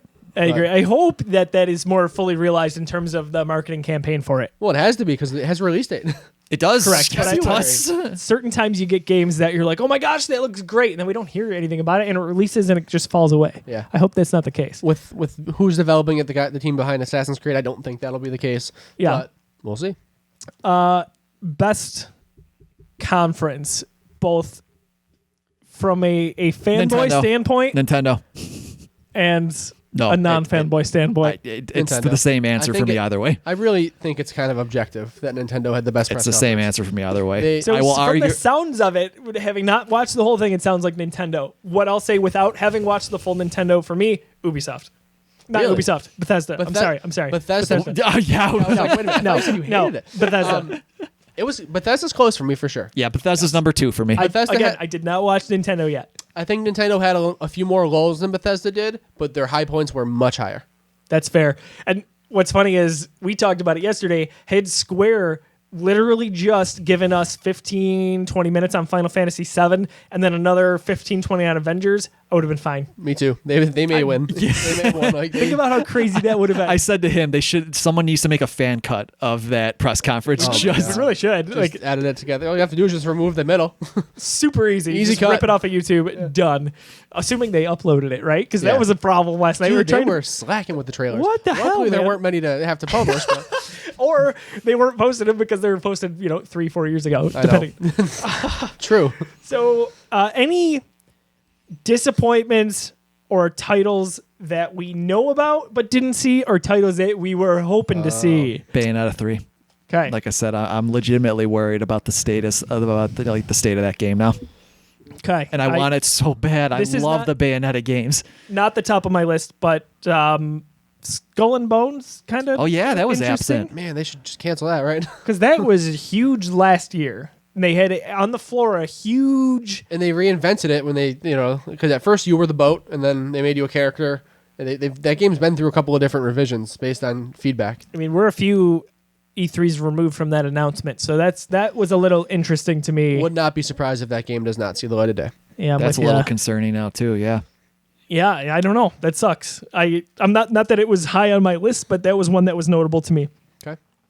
Disappointments? Yeah, anything that was missing for you? Missing more Halo Infinite. I agree with that. That's like man, why did I not see any gameplay? I don't know what that game is yet. Obviously, it's Halo. We know what Halo is, but they're kind of touting this as a soft reboot of the franchise.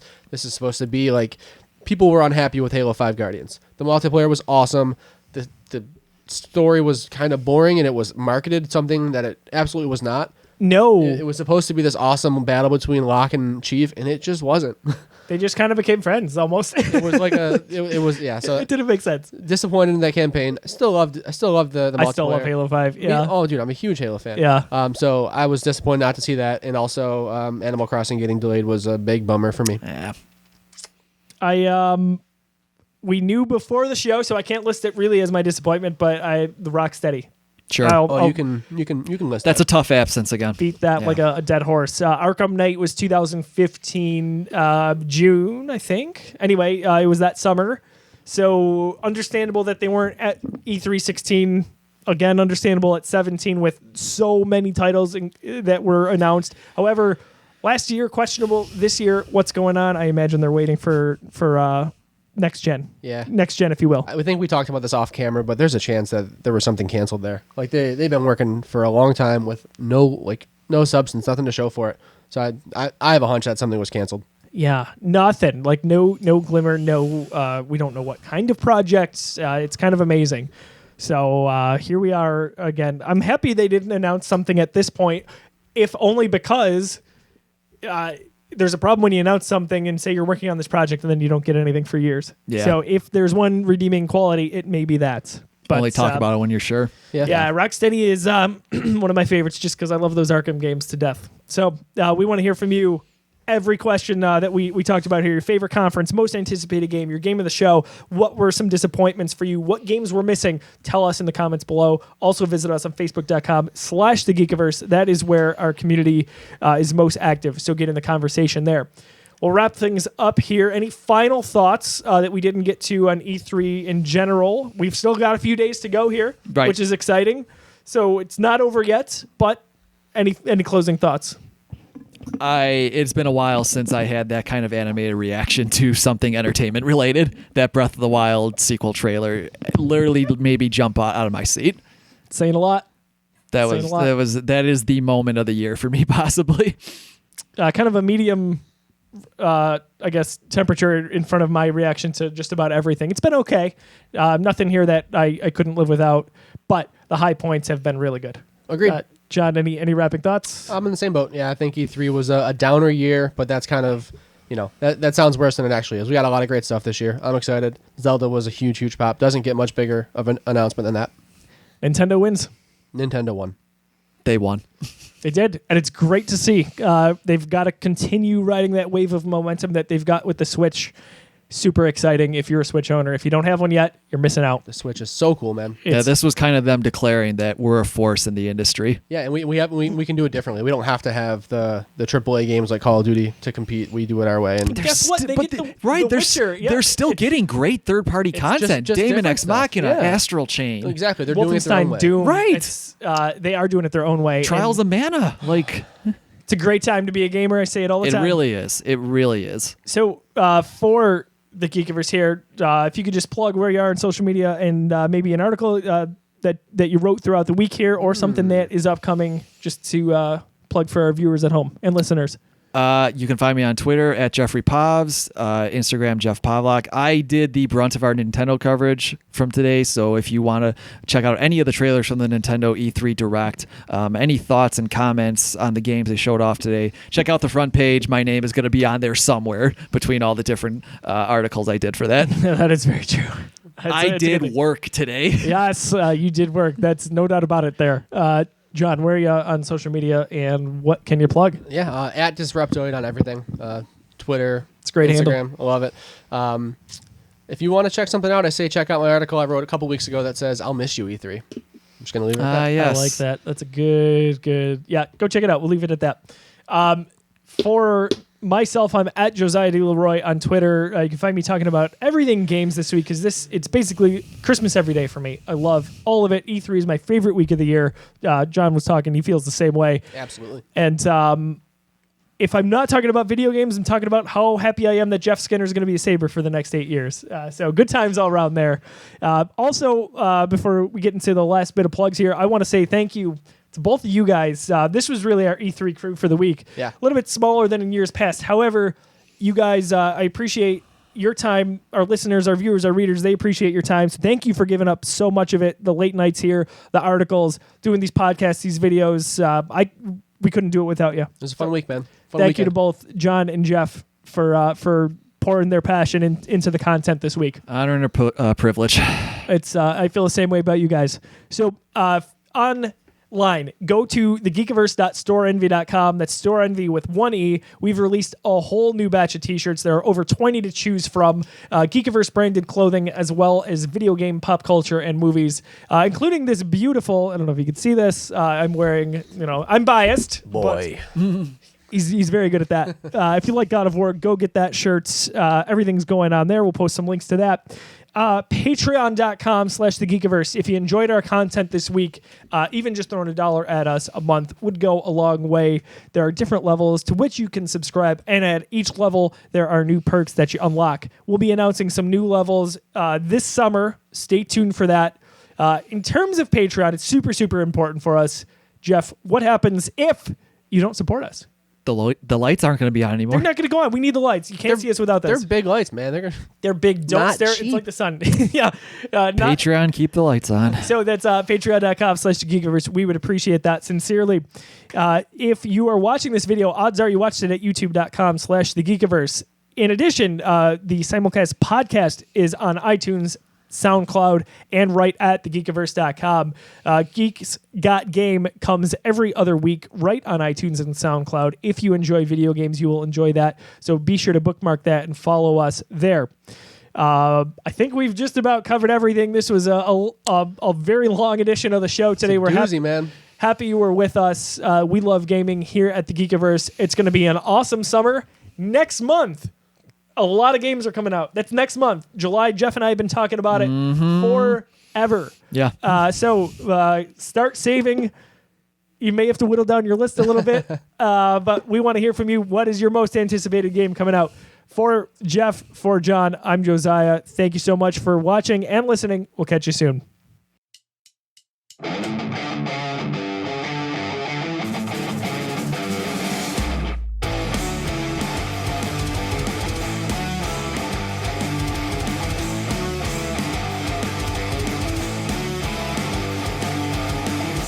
Don't you walk away from me like